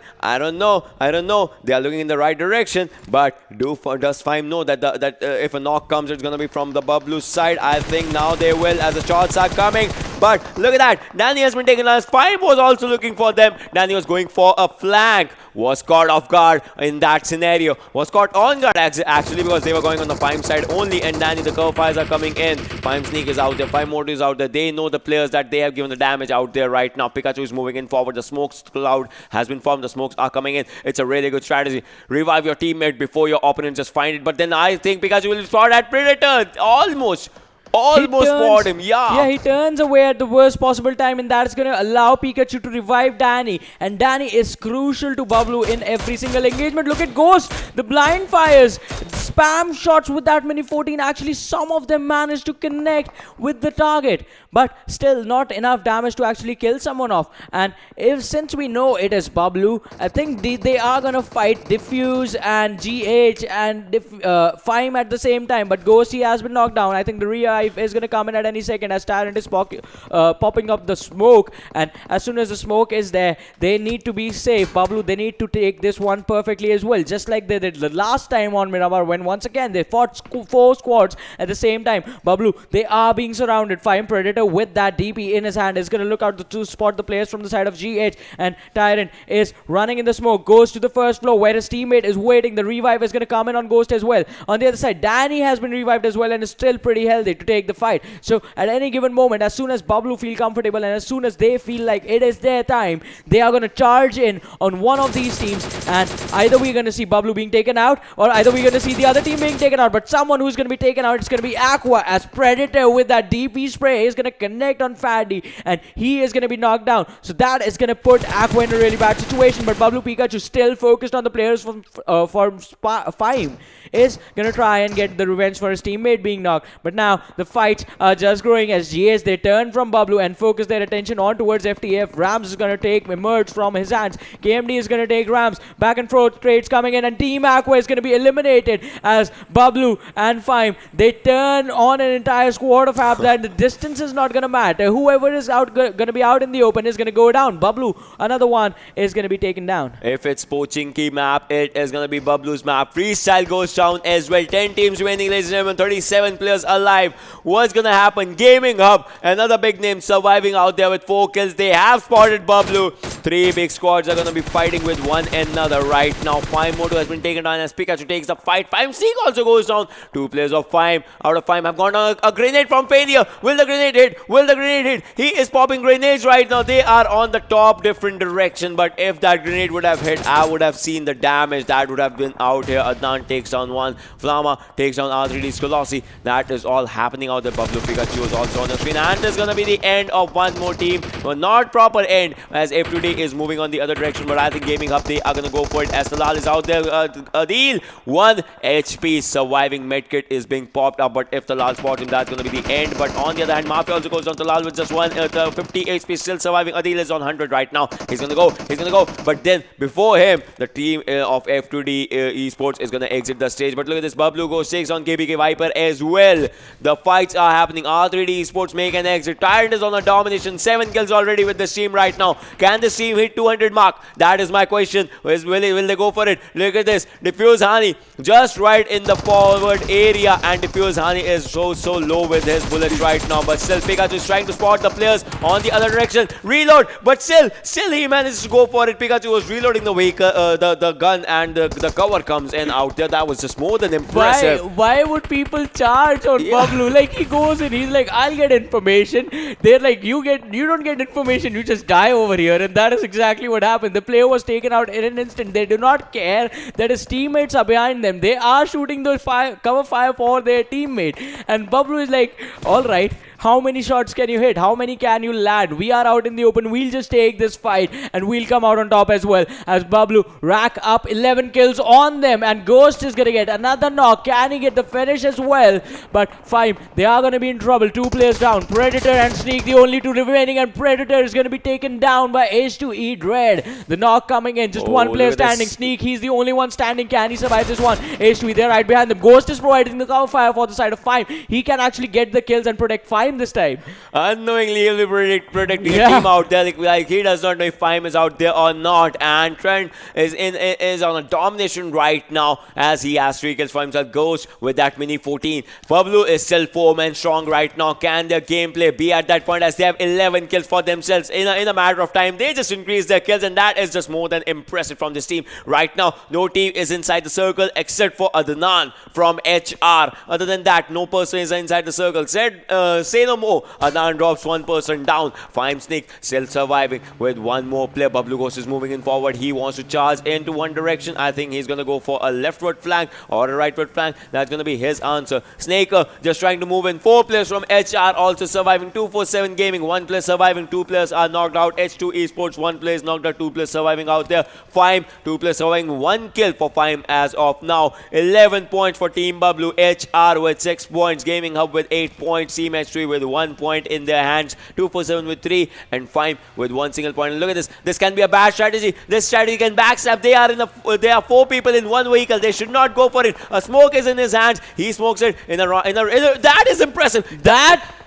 he did an impressive thing out here. They were using the smokes, wasting no time for the smoke to pop out. It was a driving smoke on a tree and it landed perfectly as well. And Danny's going to get a knock on the players from the side of GH. Tyrant takes some damage. Ghost is dropped down to 50% health as well. Bablu, the execution on that play, it was amazing. They had to get out of that situation and they did it perfectly. And Pikachu is going to knock down him. Or GH, they are going to be in trouble as KMD is going to be spotted out. Pikachu with those blind shots in that grass with that AK and the red dot. It connected, but now the nade being cooked. If this lands, that's going to be a wipeout. And HR Trend, he is just firing blindly in that smoke. Does not know where the players from Bablu are. And GS, they are going to be eliminated as KMD is going to be taken down by 247 bounds. Oh, look at that, look at that, look at that, look at that. HR Trend, the guy was on a domination before, had 3 kills for himself. But can he make it to 4? He has spotted one person almost inside the smoke, but he did not as well. PlayZone takes on H2E's failure out there as he does not want to give a kill. An impressive strategy. I mean, I gotta say, you can keep the kills. Look at that Prime Predator in the open. That is the end of Team Fime out here as they exit the stage on 5th position. Will it be Bablu's gameplay? 4 players remaining, and when it's number 4, it's always an impressive gameplay from their side. Where is the circle gonna shift? That is also a big question. HR with 4 players, Bablu with 4 players. H3 gets eliminated. 247 Gaming with 1 player. 8 players remaining as it's a 4v4 fight, ladies and gentlemen. Which team is gonna survive? Tyrant is going in with the spray of his own, but just misses some shots from Adnan right now. But what's gonna happen? Trina is also out there, and Flama is gonna go with his Tasia right now. Can they or can they not move in? The circle is right next to Bablu. They are inside the zone. HR is not. Dani goes down as Trina goes in for a fight through the smoke. They can spot one more play. If they go, that's gonna be really catastrophic as HR is slowly and steadily moving in forward. Will it be HR's game as Tyrant goes down with a grenade of his own? Snaker takes Dani. Snaker takes Ghost as well. 1v4 for Pikachu. Can he take it? Can he take it? Pikachu can spot one. Yes, he does. He spots one. He takes one with 1 HP remaining on himself, but that's going to be as Flama goes down 20 HP for him. Adnan really low. Popping up a first aid. Both players are popping, but Adnan will pop a first aid 1 second first. 1 second beforehand if that happens. But still, he's back to 75% HP. 1v4 for him. Will it happen? 3 players remaining. Snaker, they all know the location. They all know it. They all have the information. Takes on one more as well. Is on 50% HP. What's going to happen? Reload is coming in, and that's going to be the end. Oh my god, that was so close. Yeah, that was so close, so close for Bablu. They get so close to the chicken dinner, but still so far away from it. And the performance. 2 times this has happened. First, that was 3rd position in Miramar, 2nd position out here. It was another 2nd place finish for them as well on Vikendi. And this team, they did not get a chicken dinner, but I think they have gotten a lot of points in the games that they have played, and it just has been amazing watching their performances. There'll be 200 plus for sure, if anything. But I think so. We'll have to see how many, how many teams, how many points they are going to get from this one. But HR also put up an amazing performance, and their strategy was a bit different. So let's have a look at the MVP for this game. It's going to be Trenda with 5 kills, 577 damage, 6.99 kilometers traveled, and 23 minutes survival time. So as I was saying, Hellraisers, HR, they had an amazing strategy for this one as well. Full on passive play till the early stages, and went towards the end of the game when it was the open field fights. That's when they started catching people off guard. And that's when they sort of went in for those kills, and that worked out for them beautifully.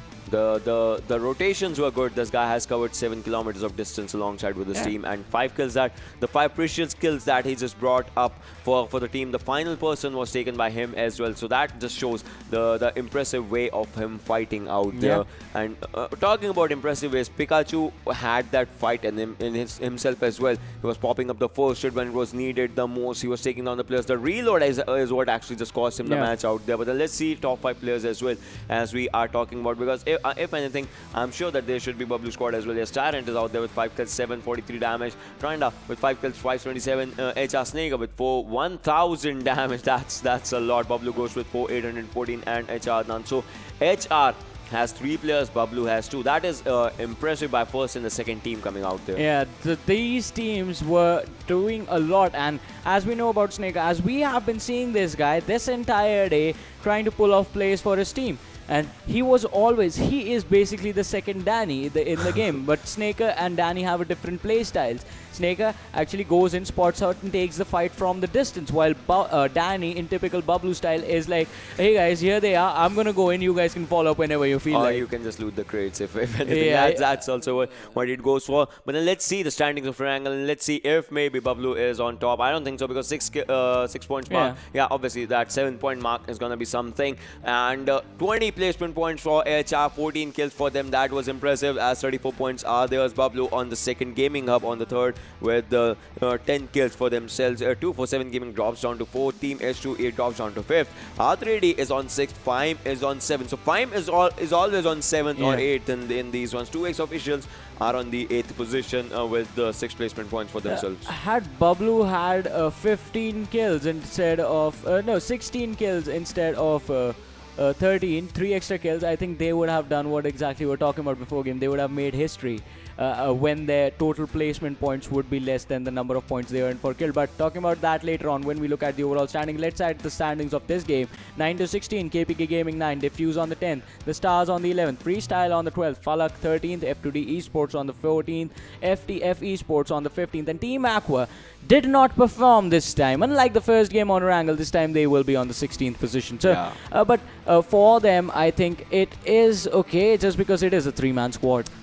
Yeah, it is a 3-man squad. So for now, I mean, if they had that that they could pull off an impressive game, I think they can just go for it once again if they want to in the coming stages, in the coming days, and all those scenarios. But for now, I think it was one bad game that they just had, but still they'll be in a really good situation in the overall standings. Now, talking about overall standings, let's just have a look at where we are standing, as Team Bablu is gonna be out there 202 exactly. Yeah. They still see 3 points, need 3 more points. Yeah, that is going to happen really soon. I mean, all they need is a chicken dinner with 22 kills or something, and they will be out there with 23. Like 22 will tie them, and 23 is going to be something that is going to happen, because for now no team has reached so close. Like you can see, Team RNG is there, 93, and almost are like 48 for the team. Like that is just impressive for them. Team Envy is also out there. Gaming Hub is out there. Portal Esports on the 5th. Team HR is on the 6th. Team VFX Oxy on the 7th. And Nexus team is out there on the 8th position for now. Yeah, a lot of amazing performances coming in from this team. But okay, let's talk about this.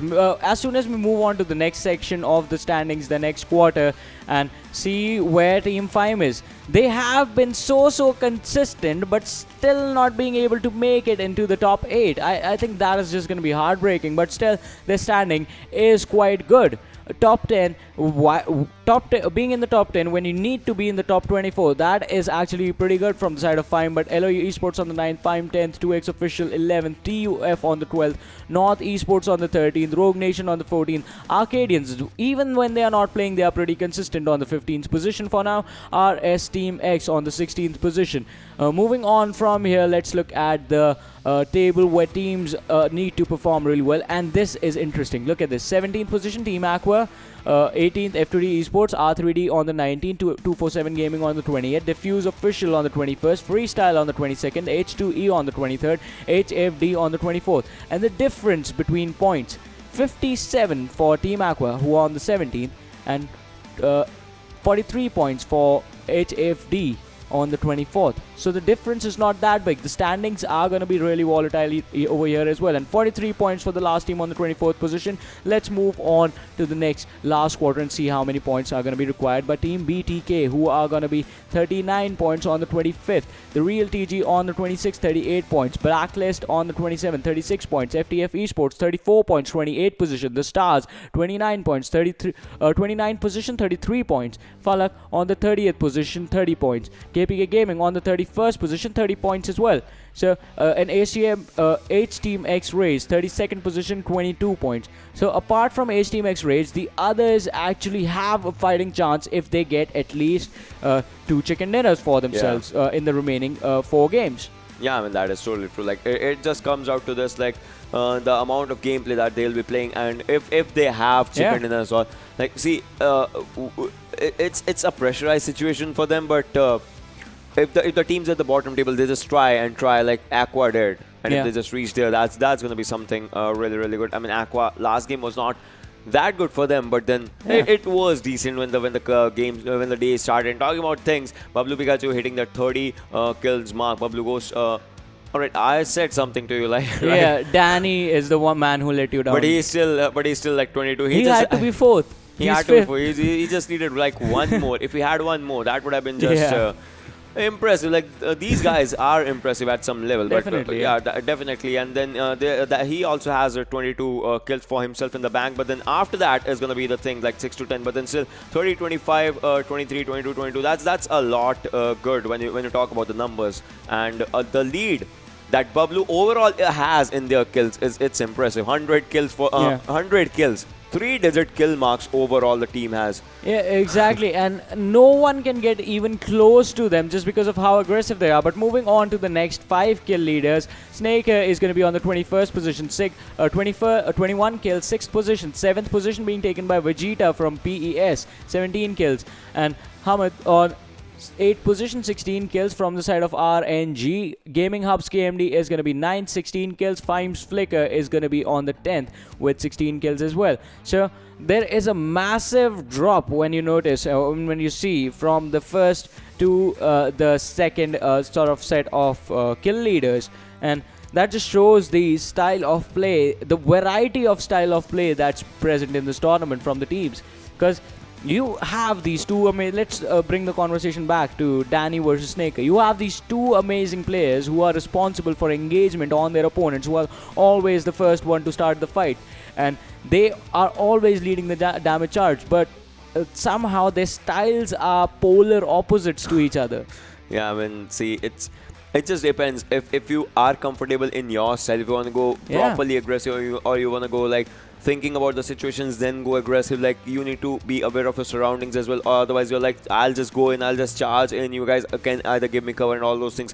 So each and everything can just come out like each and every situation. If it favors you, it favors you. Otherwise, I mean, you can just lose the game. But these two teams were out there not losing any game. They had the spirit of fight in themselves, and that was just more than impressive. I mean, Bablu, for one, has had like 13 kills per game. That's how they are at 100. Like 12.5 kills. Let's keep it 13. You can't kill half person. The game that they died in early on, I think they had like 5 or 7 in that one as well on Miramar. And that was when they died before the 10-minute mark. So that is the sort of team that this tournament has presented to us. And as we were talking about variety, there is a variety as well, because you have these amazing teams. Like Bablu is super aggressive. Then you have other teams who like to play a cold, calculated style of play, GH being one of them. And Arkadians, one of these veteran teams with a lot of known names among the community who come in and show up good performances every single time. But right now, the standings, they are still looking pretty good for all of them. On the other side, the last quarter, those teams need to make the push. And as we end the last game on Erangel, we are down to just 4 games per team remaining. Just 2 days remaining, the day tomorrow and the day after tomorrow. After that, the group stages are going to be over, and the top 24 teams, they will be moving on to the semi-final stage. Yeah, that's gonna be like totally true. And after that, it's gonna be like, you know, the segment is gonna be like, from those 24, it's gonna be the fight for 16, and all like the things are gonna be, you know, this is gonna be in just one focusing direction, that who just stands out on the top at the end, because that is one thing that's gonna matter. So far it's Bablu. Let's see if there comes a team that just takes it away. Alright, but that is definitely going to happen in a while. We are signing off for today. If you guys like our casting, you can follow us on our socials. My name is Varun Super Johnny John at iSuperJohnny. That is Ocean Sharma at Ocean Sharma, as most of you might know. We are signing off. Take care. Good night.